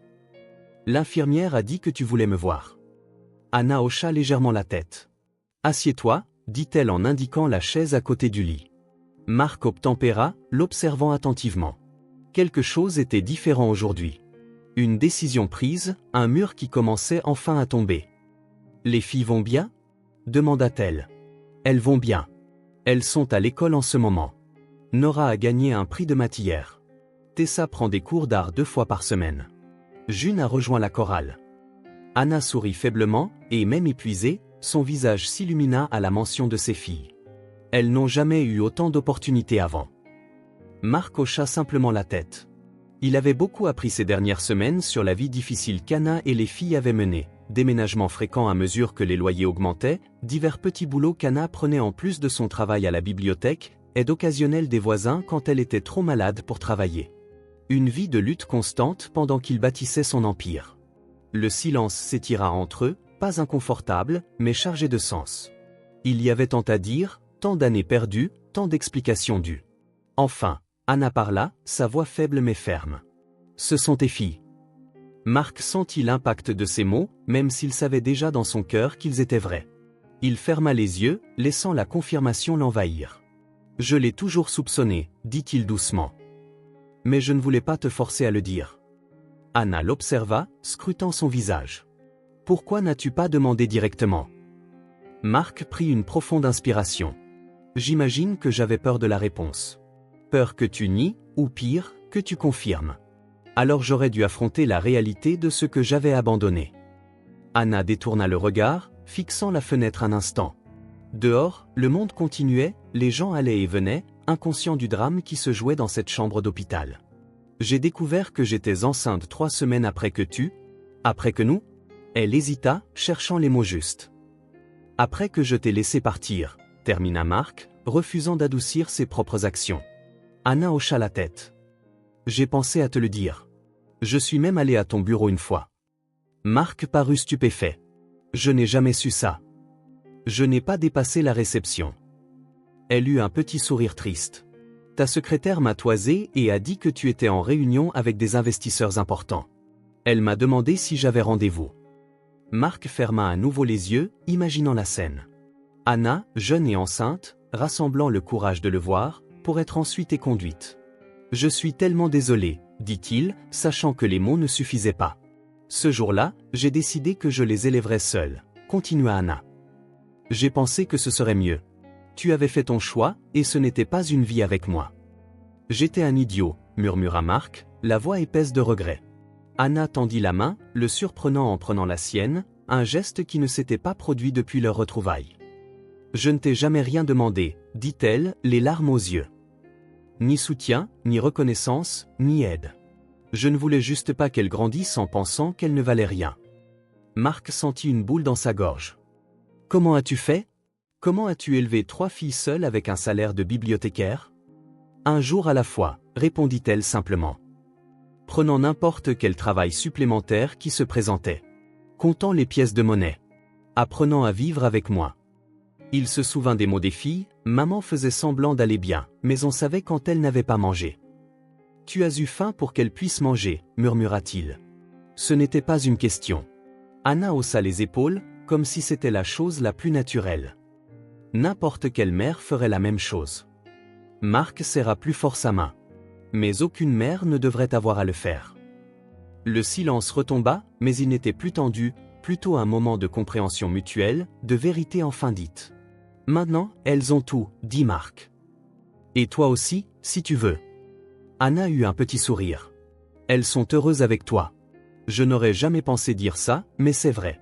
Quand on rentre des visites, elles n'arrêtent pas de parler de ce que tu as fait, de ce que tu as dit, de comment tu fais les tresses différemment de moi. Marc gloussa. J'apprends encore, pour les tresses. Tu sembles bien t'en sortir, répondit Anna. Puis, plus sérieusement, elles ont besoin d'un père, Marc. Surtout maintenant. Marc sentit le poids de ces mots. Anna insinua-t-elle qu'elle pourrait ne plus être là très longtemps? Tu vas aller bien, insista-t-il. Les médecins sont optimistes. Anna ne répondit pas directement. Elle regarda simplement leurs mains jointes. Je veux officialiser les choses, dit soudain Marc. Je veux reconnaître ma paternité légalement. Anna leva les yeux, surprise. Tu es sûre? C'est une grande étape. Je n'ai jamais été aussi sûr de quoi que ce soit. Les jours suivants furent intenses. Marc engagea le meilleur avocat de la ville pour s'occuper des formalités de paternité. Bientôt, il fut officiellement reconnu comme le père de Nora, Tessa et June. Il ne l'avait pas encore dit aux filles. Anna voulait attendre le bon moment, quand elle serait un peu plus forte. Marc respecta sa décision, bien qu'il soit impatient que ses filles sachent la vérité. 2 semaines plus tard, Marc accompagna Anna pour une autre séance de chimiothérapie. Les filles étaient à l'école, et ils étaient tous les deux seuls dans la salle de traitement. Anna était branchée à l'équipement, le liquide clair du médicament s'égouttant lentement à travers le tube dans ses veines. Elle paraissait encore plus fragile les jours de traitement, comme si toute son énergie était drainée en même temps que les cellules cancéreuses. « Pourquoi es-tu ici ?» demanda-t-elle soudain, brisant le long silence. Marc, qui vérifiait ses emails sur son téléphone, leva les yeux, surpris par la question. « Qu'est-ce que tu veux dire ? » « Pourquoi fais-tu tout ça ?» répéta-t-elle, les yeux fixés sur lui. « T'occuper des filles, payer mon traitement, rester assis ici pendant des heures de chimio ?» Marc posa son téléphone, réfléchissant attentivement. « Parce que je tiens à toi, dit-il finalement. Et maintenant, je tiens aussi aux filles. Elles t'ont ramené dans ma vie. » C'était une réponse simple, mais sincère. Au cours des derniers mois, Mark avait redécouvert ce qui comptait vraiment. Pas les contrats à millions de dollars, les titres des journaux économiques, le pantouse ou les voitures de luxe. Ce qui comptait, c'était ces moments où June le serrait dans ses bras pour lui dire bonne nuit, où Tessa lui montrait fièrement un nouveau dessin, où Nora, toujours la plus réservée, lui souriait enfin. Et oui, ces moments avec Anna, même à l'hôpital, même pendant les traitements difficiles. Anna tourna le visage vers la fenêtre, mais pas avant que Mark ne voie les larmes qu'elle essayait de retenir. Sans parler, il tendit la main et prit la sienne.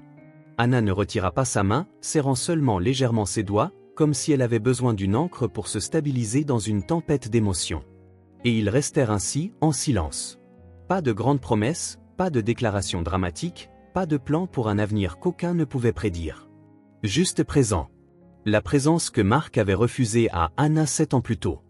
La présence qu'il offrait maintenant, sans rien demander en retour. Les filles veulent couper leurs cheveux, dit Anna après une longue pause, sa voix plus stable. Mark sourit. Je sais. Elles me l'ont dit. Elles les veulent comme maman. Qu'en penses-tu? Je pense que tu as élevé 3 filles incroyables, répondit-il sincèrement. Elles sont courageuses, solidaires, fortes. Comme leur mère.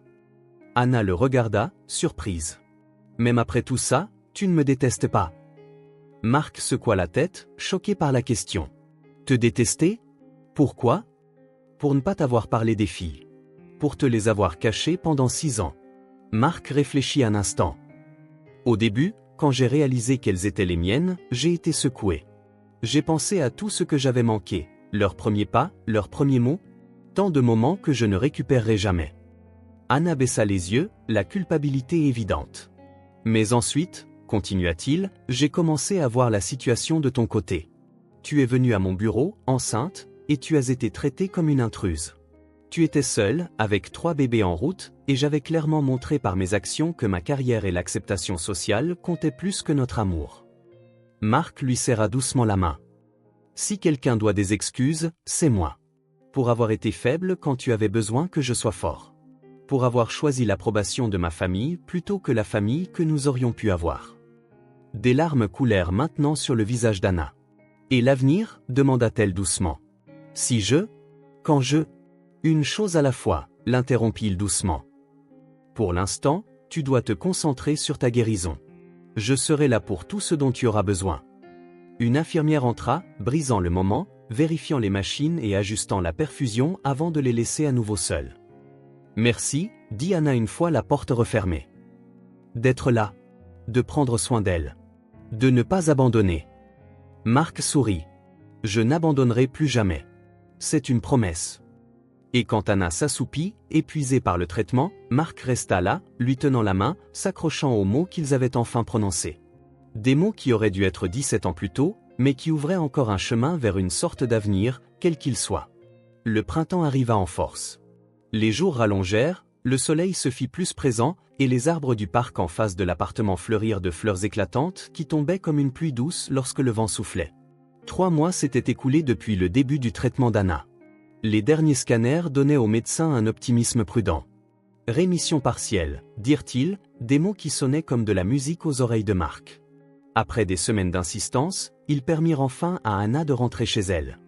À condition qu'elle continue ses visites régulières à l'hôpital pour la chimio et les examens. Le retour à la maison fut célébré comme une victoire, car c'en était une.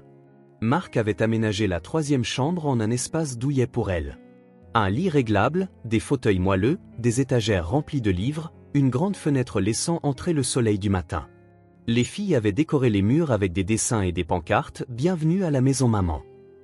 Les premiers jours, Anna resta hésitante, encore trop faible pour faire grand-chose à part se reposer et profiter des visites enthousiastes de ses filles entre leurs cours. Mark travaillait principalement de la maison, utilisant un coin du salon comme bureau improvisé, restant proche au cas où elle aurait besoin de quelque chose. Progressivement, comme une fleur s'épanouissant après un hiver rigoureux, Anna commença à retrouver ses forces. D'abord, elle réussit à se déplacer seule dans l'appartement. Puis elle s'aventura dans la cuisine pour se faire un thé. De petites victoires que tout le monde célébrait. Un samedi matin ensoleillé, 2 semaines après son retour, Anna apparut dans le salon, vêtue d'un pantalon de survêtement et d'un pull léger, son foulard coloré soigneusement arrangé sur sa tête. « Je veux sortir », annonça-t-elle, surprenant tout le monde. « Juste une petite promenade dans le parc. Les filles poussèrent des cris de joie.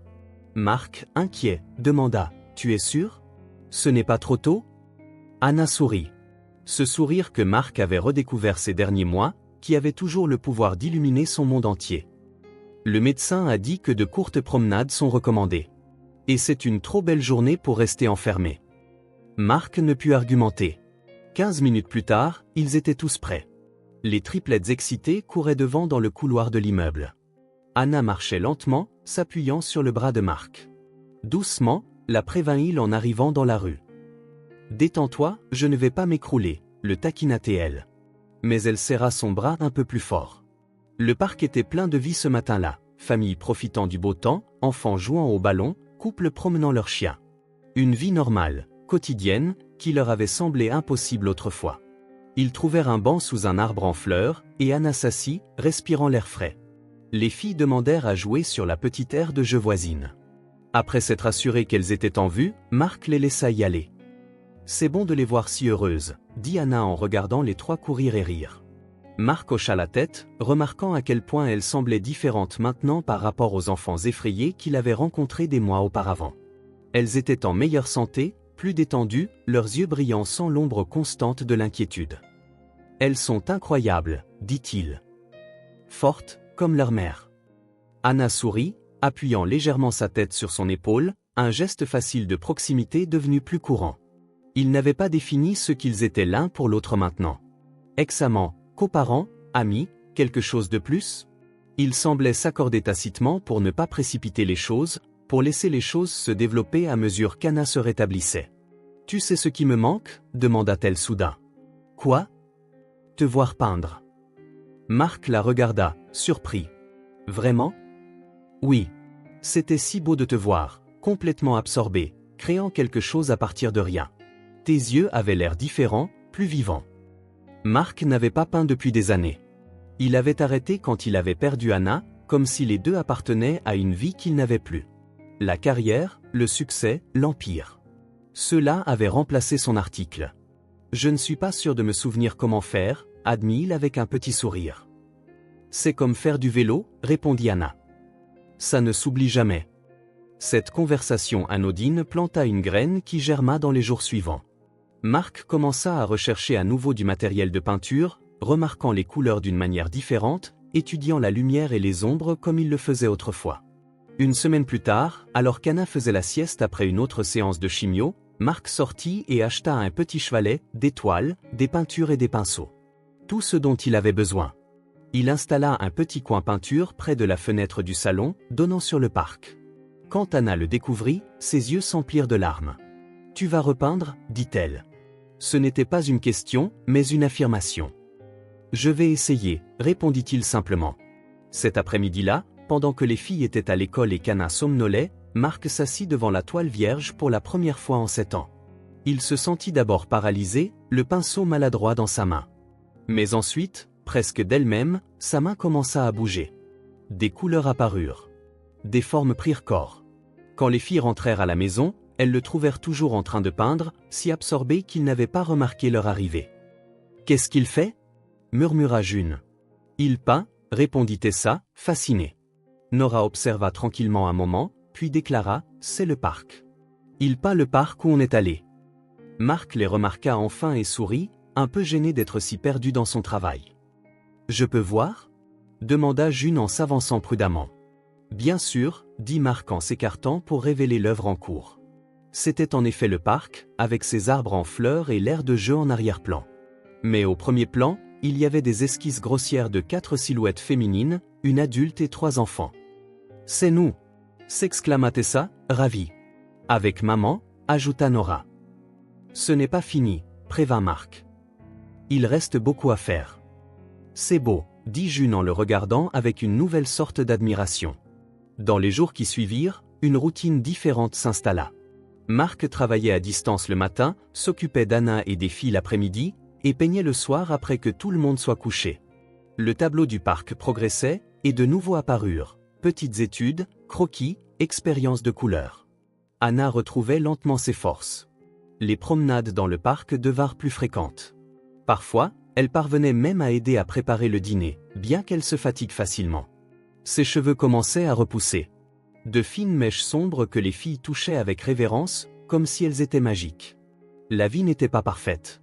Il y avait de mauvais jours où les effets secondaires de la chimio étaient écrasantes, où l'épuisement consumait Anna, où la peur de l'avenir planait comme un nuage sombre.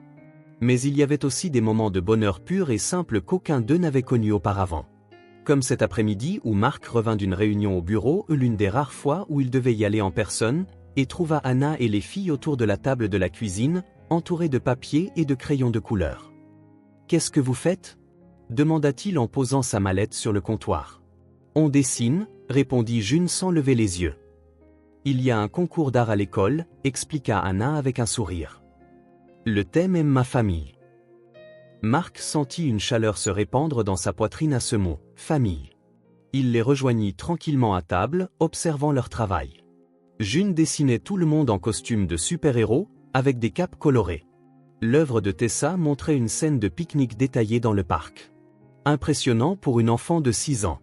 Celle de Nora, toujours pragmatique, était plus simple mais puissante, 5 silhouettes se tenant la main devant une maison. « 5 » demanda Marc en comptant. Nora pointa chaque silhouette. Moi, June, Tessa, maman. Puis, après une courte hésitation, et toi. Marc sentit une boule dans sa gorge. C'était la première fois que les filles montraient ouvertement qu'elles le considéraient comme faisant partie de la famille. Ce soir-là, après que les filles se soient couchées, Marc trouva le dessin de Nora sur la table. En l'examinant de plus près, il remarqua quelque chose qu'il n'avait pas vu avant. Dans le coin inférieur, en lettres enfantines et inégales, elle avait écrit « Notre famille ». Avec précaution, comme s'il manipulait quelque chose d'incroyablement précieux, Marc emporta le dessin dans son bureau improvisé et retira la photo d'un vieux cadre d'entreprise. Le dessin de Nora s'y inséra parfaitement, remplaçant l'image de cadre souriant. Le lendemain matin, quand Anna vit le dessin encadré sur le mur du salon, elle s'arrêta, le fixant longuement. Marc l'observa depuis le couloir, silencieusement. Il la vit tracer doucement le verre avec son doigt, suivant le contour des 5 silhouettes se tenant la main. Il la vit aussi essuyer discrètement une larme. L'été arriva, apportant des journées chaudes et encore plus d'occasions d'être dehors. Le médecin avait réduit les séances de chimiothérapie d'Anna, la surveillant toujours de près. « Vous répondez bien » avait-il dit lors du dernier rendez-vous. « Mais nous devons être patients. Les rétablissements comme le vôtre prennent du temps. » Un après-midi particulièrement agréable, Anna suggéra qu'ils prennent un goûter sur le balcon de l'appartement. C'était un petit espace, mais le soleil y tapait directement à cette heure de la journée. Marc disposa des coussins sur une chaise longue pour qu'elle soit à l'aise, et les filles apportèrent des sandwichs et du jus qu'elles avaient préparés ensemble. Anna s'assit, et les 3 filles essayèrent immédiatement de se faufiler sur la chaise avec elle. « Et, attention, » rit Marc. « N'écrasez pas votre maman. » « Ce n'est pas grave, » dit Anna en ouvrant les bras. « Venez, mes petites. » D'une manière ou d'une autre, elles réussirent tout à tenir, June et Tessa d'un côté, Nora de l'autre, chacune en partie sur les genoux d'Anna, et elle les étreignit comme une mère poule avec ses poussins. Marc sortit son téléphone et prit une photo, voulant capturer l'instant pour toujours. « Tu devrais peindre ça », suggéra Anna en le regardant par-dessus les têtes des filles. « Peut-être que je le ferai, » répondit-il avec un sourire. L'après-midi fut calme. Ils mangèrent, bavardèrent et rirent des histoires que June inventait sur les nuages qui passaient. À un moment donné, Tessa et June s'éclipsèrent pour jouer avec quelques jouets qu'elles avaient apportés. Nora, cependant, resta blottie contre sa mère, inhabituellement silencieuse. « Qu'y a-t-il, ma chérie ?» demanda Anna en lui passant une main dans les cheveux. Nora haussa les épaules. « Rien. »« Quelque chose te tracasse » insista doucement Anna. « Tu peux me le dire. » La fillette hésita, jetant un rapide coup d'œil à Marc avant de baisser les yeux sur ses propres genoux. « Et si tu retombes malade » demanda-t-elle finalement d'une voix à peine audible.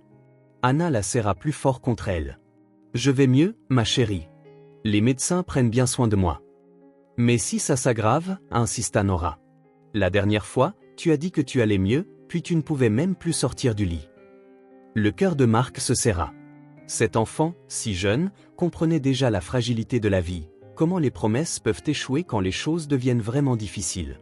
Et, dit-il doucement, se rapprochant pour être au niveau des yeux de Nora. Ta maman va vraiment mieux cette fois. Elle a les meilleurs médecins, les meilleurs médicaments, Promets qu'elle va pas. Nora ne put finir, les larmes montant. Je ne peux pas promettre que rien de mal n'arrivera, répondit honnêtement Mark.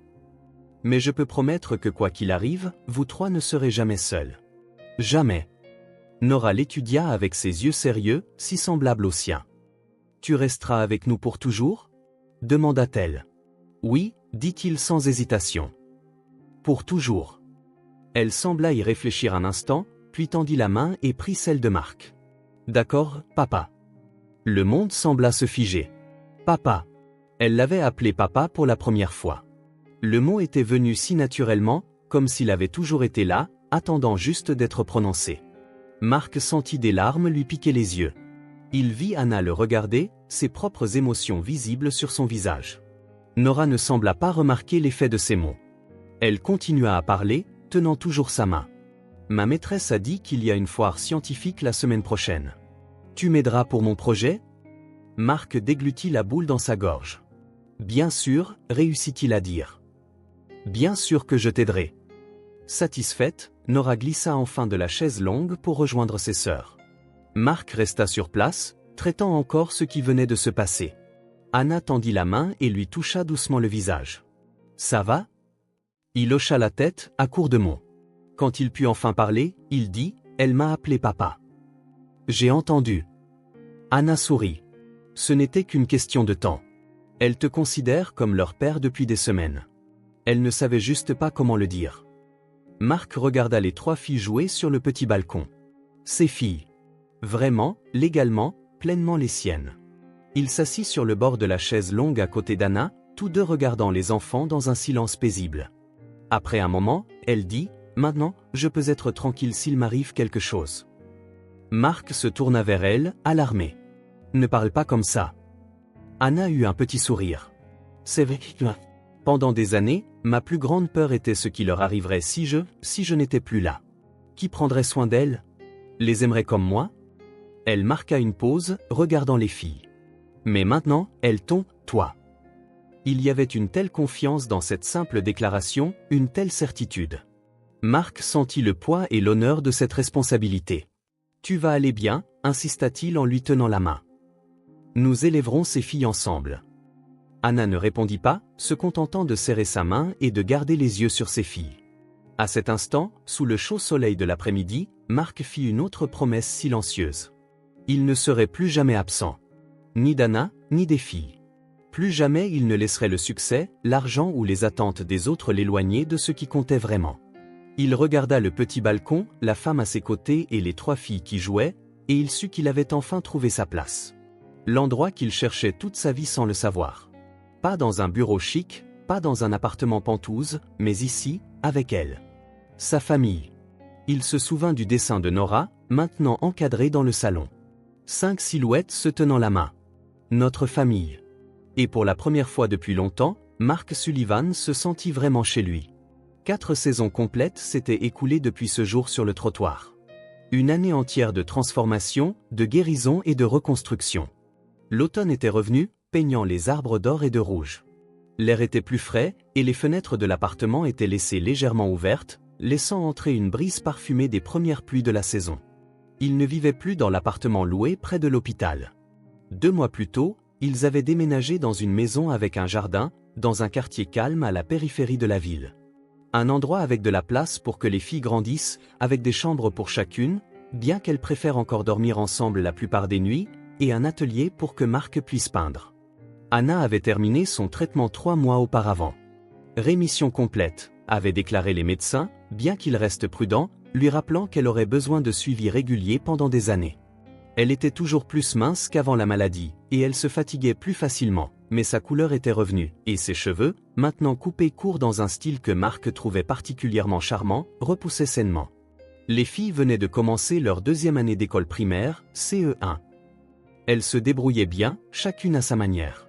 Nora restait sérieuse et studieuse, lisant bien au-dessus de son niveau. Tessa avait découvert un talent particulier pour la musique et avait commencé des leçons de piano.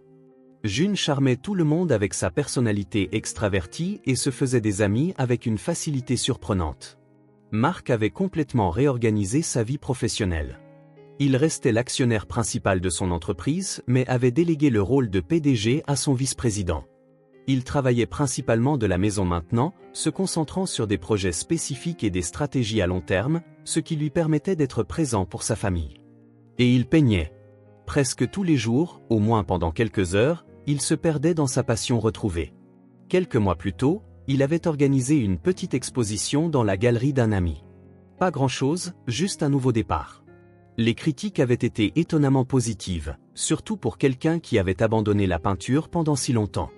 En cet après-midi d'octobre particulier, la maison était calme. Les filles étaient parties faire des courses pour le projet d'anniversaire d'Anna avec leur grand-mère, la mère de Mark, qui, étonnamment, avait développé une affection sincère pour ses petites filles une fois le choc initial passé. Lui et Anna étaient seuls, une rareté dans leur vie de famille bien remplie. Mark venait d'accrocher sa dernière peinture sur le mur du salon. Il recula, vérifiant si elle était de niveau. « Parfait », dit Anna en entrant avec 2 tasses de thé. Elle entendit une à Mark et se tint à côté de lui, regardant les 2 tableaux qui dominaient maintenant le mur principal du salon. Côte à côte, les peintures racontaient une histoire, un voyage complet. La première, l'ancienne, que Mark avait peinte tout au début, montrait une jeune Anna assise près de la fenêtre de leur ancien appartement. La lumière du soleil tombait doucement sur son visage, illuminant le léger sourire sur ses lèvres alors qu'elle lisait. C'était la même peinture que les filles avaient vendue sur le trottoir, une peinture que Mark avait minutieusement nettoyée et restaurée, préservant chaque coup de pinceau original. La seconde, nouvelle et juste terminée, montrait Anna et les filles dans le jardin de leur nouvelle maison. Elles étaient toutes les 4 assises sur l'herbe, entourées de fleurs, partageant des rires dans un cercle chaleureux et intime. Anna, les cheveux courts maintenant, avait cette même expression lumineuse que dans la première peinture, mais avec quelque chose en plus, une profondeur, une force forgée par la souffrance et le dépassement. Mark y avait travaillé pendant des mois, la commençant dans l'ancien appartement et la terminant juste la semaine précédente. Chaque coup de pinceau avait été placé avec intention, amour et révérence pour le voyage qu'ils avaient tous entrepris. C'est étrange de les voir ensemble comme ça, dit Anna avec un petit soupir. Comme 2 vies différentes. Elles le sont, d'une certaine manière, acquiesça Mark en sirotant son thé. Mais aussi les parties d'une même histoire. Anna tendit la main et toucha le cadre de la première peinture. « Je me souviens de ce jour », dit-elle avec un sourire nostalgique. « Tu m'as demandé de rester immobile juste 5 minutes, et on a fini par y passer tout l'après-midi. Je faisais semblant de me plaindre, mais en fait, j'adorais te regarder peindre. »« Tu étais magnifique ce jour-là », répondit Mark. « En fait, tu l'as toujours été. » Anna rit doucement. « Oh oui, surtout le matin après une nuit blanche à étudier, avec d'énormes cernes et des cheveux en bataille. »« Surtout à ce moment-là, » insista Mark, et l'affection dans sa voix réchauffa le cœur d'Anna. Ils s'assirent sur le canapé, contemplant toujours les 2 tableaux, leur thé refroidissant lentement. « À l'époque, » dit Anna après un moment, « si quelqu'un m'avait dit que nous serions ici aujourd'hui, comme ça, je ne l'aurais jamais cru. » Mark hocha la tête. Il ne l'aurait pas cru non plus. Dans ses années d'ambition effrénée, si quelqu'un lui avait dit que sa plus grande réussite serait cette vie simple avec Anna et les filles, il aurait ri. « Les filles sont si heureuses ici, » continua Anna. « Je ne les ai jamais vues comme ça, si insouciantes, comme les enfants devraient l'être. Elles le méritent, et plus encore. » Anna se tourna vers lui, ses yeux scrutant les siens. « Tu es revenu, » dit-elle simplement, faisant écho à des mots qu'elle avait prononcés auparavant au cours de l'année écoulée. Mais ils portaient toujours une nouvelle signification. Mark soutint son regard. « Parce que j'aurais dû rester. » C'était une vérité qu'ils avaient revisitée de nombreuses fois pendant sa convalescence. Ses choix, ce qui aurait pu être, les responsabilités qu'il avait abandonnées. Parfois je me demande. Anna hésita, regardant à nouveau les tableaux. « M'as-tu vraiment aimé, Mark ?» La question resta en suspens entre eux, délicate mais profondément importante. Ce n'était pas accusateur, juste un doute sincère de quelqu'un qui avait vécu avec l'incertitude pendant longtemps. Mark posa sa tasse sur la table basse et prit les mains d'Anna dans les siennes. « Je n'ai jamais cessé de t'aimer, » dit-il, sa voix calme et ferme. « J'ai juste été trop lent à réaliser ce que cela signifiait. » Anna l'étudia un moment, absorbant ces mots. Qu'est-ce que ça signifiait, alors? Mark réfléchit attentivement. Il voulait lui donner toute la vérité, pas des phrases faciles. Ça signifiait te choisir même quand c'était difficile. Ça signifiait mettre notre famille au-dessus de tout. Ça signifiait avoir le courage de dire à mes parents, à mes collègues, au monde entier, que c'était toi qui comptais, pas ce qu'ils pensaient. Il marqua une pause, sentant le poids des erreurs passées. Je n'ai pas eu ce courage avant. J'ai pris le chemin facile, où tout le monde m'applaudissait, mais j'étais complètement vide à l'intérieur. Anna serra légèrement ses mains. Et maintenant? Maintenant, sourit-il. Maintenant, je sais que le vrai succès, ce n'est pas d'avoir son nom dans les magazines économiques. C'est Nora qui m'appelle papa pour la première fois. C'était ça qui court me montrer un nouveau dessin. C'est June qui se blottit contre moi quand elle a peur. C'est... Il regarda dans les yeux d'Anna. C'est être ici avec toi, après tout, et voir encore ce même regard que j'ai peint il y a si longtemps. Les yeux d'Anna s'emplirent de larmes. Pendant un long moment, ils se regardèrent simplement, les mains jointes, des mots inexprimés passant entre eux. Au cours de l'année écoulée, ils avaient reconstruit leur relation étape par étape. D'abord en tant que coparents, unis pour le bien des filles. Puis en tant qu'amis, redécouvrant la compagnie l'un de l'autre. Et lentement, très lentement, quelque chose de plus profond avait commencé à s'épanouir. Ils n'avaient toujours pas défini ce qu'ils étaient maintenant. Ils apprenaient à faire confiance, à pardonner, à recommencer. Mais ces derniers mois, leur contact était devenu plus fréquent, leur regard plus long, leurs discussions tardives après le coucher des filles plus intimes. Anna se pencha et pressa doucement ses lèvres contre les siennes. Un baiser simple, presque hésitant, mais plein de promesses. Quand elle se retira, ses yeux brillaient de quelque chose de spécial. « On recommence vraiment » demanda-t-elle. Marc sourit. « On fait quelque chose de nouveau » dit-il. « Quelque chose de mieux. » Le bruit de rire et de pas rapides dans le couloir interrompit le moment. La porte s'ouvrit et les trois filles firent irruption, portant des sacs colorés, suivies par la mère de Marc, qui avait l'air un peu fatiguée mais souriait. « Papa! Maman! Ne regardez pas ce qu'on a acheté !» cria June en courant cacher les sacs. « C'est un secret !» ajouta Tessa en courant après sa sœur. Nora, plus pratique comme toujours, se tourna vers sa grand-mère. « On peut commencer maintenant ?» La mère de Marc, qui insistait pour que les filles l'appellent grand-mère Margaret, avant même tout statut officiel pour Marc et Anna, hocha la tête avec lassitude. « Allons à la cuisine, alors. »« Mais tu dois m'aider avec ce désordre, » dit-elle en lançant un sourire à Marc et Anna sur le canapé et en faisant un clin d'œil. « On fait un gâteau d'anniversaire en avance. » L'idée des filles. Les triplettes avaient déjà disparu en direction de la cuisine. Marc sourit à sa mère. Il lui semblait toujours irréel qu'elle, qui avait été si critique envers Anna autrefois, l'accepte maintenant pleinement, ainsi que ses petites filles. « Merci de les avoir sorties, maman, » dit-il. « Ce sont mes petites filles, » répondit-elle simplement, comme si cela expliquait tout. D'une certaine manière, c'était le cas. Quand ils furent de nouveau seuls, Anna se leva, tendant la main à Marc. « On va voir ce qu'elle mijote ?» Avant qu'il ne puisse répondre, June appela depuis la cuisine. « Papa! Le gâteau est prêt. » Marc rit. « Il ne peut pas être prêt. Elles viennent d'arriver. »« Peut-être que l'idée du gâteau est prête, » suggéra Anna avec un sourire malicieux. « Papa !» appela à nouveau June. « Allez !» Marc se leva, tenant toujours la main d'Anna, il jeta un dernier coup d'œil aux deux tableaux sur le mur, le passé et le présent côte à côte. « Tu sais, dit-il. Il y a encore de la place pour un autre tableau là-bas. »« Un autre ?» Anna haussa un sourcil. « Oui. Un qui nous montre tous. » Anna sourit, comprenant. « Y compris toi ?» Marc hocha la tête, ressentant une plénitude qu'il n'avait jamais connue auparavant. Un sentiment d'appartenance si profond que ça lui faisait presque mal. « Papa » firent les filles en chœur depuis la cuisine. Il sourit, serrant doucement la main d'Anna avant de la lâcher. « J'arrive » appela-t-il en se dirigeant vers la cuisine, vers ses filles, vers le chaos joyeux qu'était devenu sa vie. Anna s'attarda un instant, le regardant partir. Elle vit comment ses épaules étaient détendues maintenant, libérées du poids qu'il portait autrefois. Elle vit avec quelle naturalité il répondait à papa, comme s'il était né pour ce rôle. Elle regarda les deux tableaux sur le mur. Le premier, un rappel de ce qu'ils avaient été. Le second, une célébration de ce qu'ils étaient maintenant.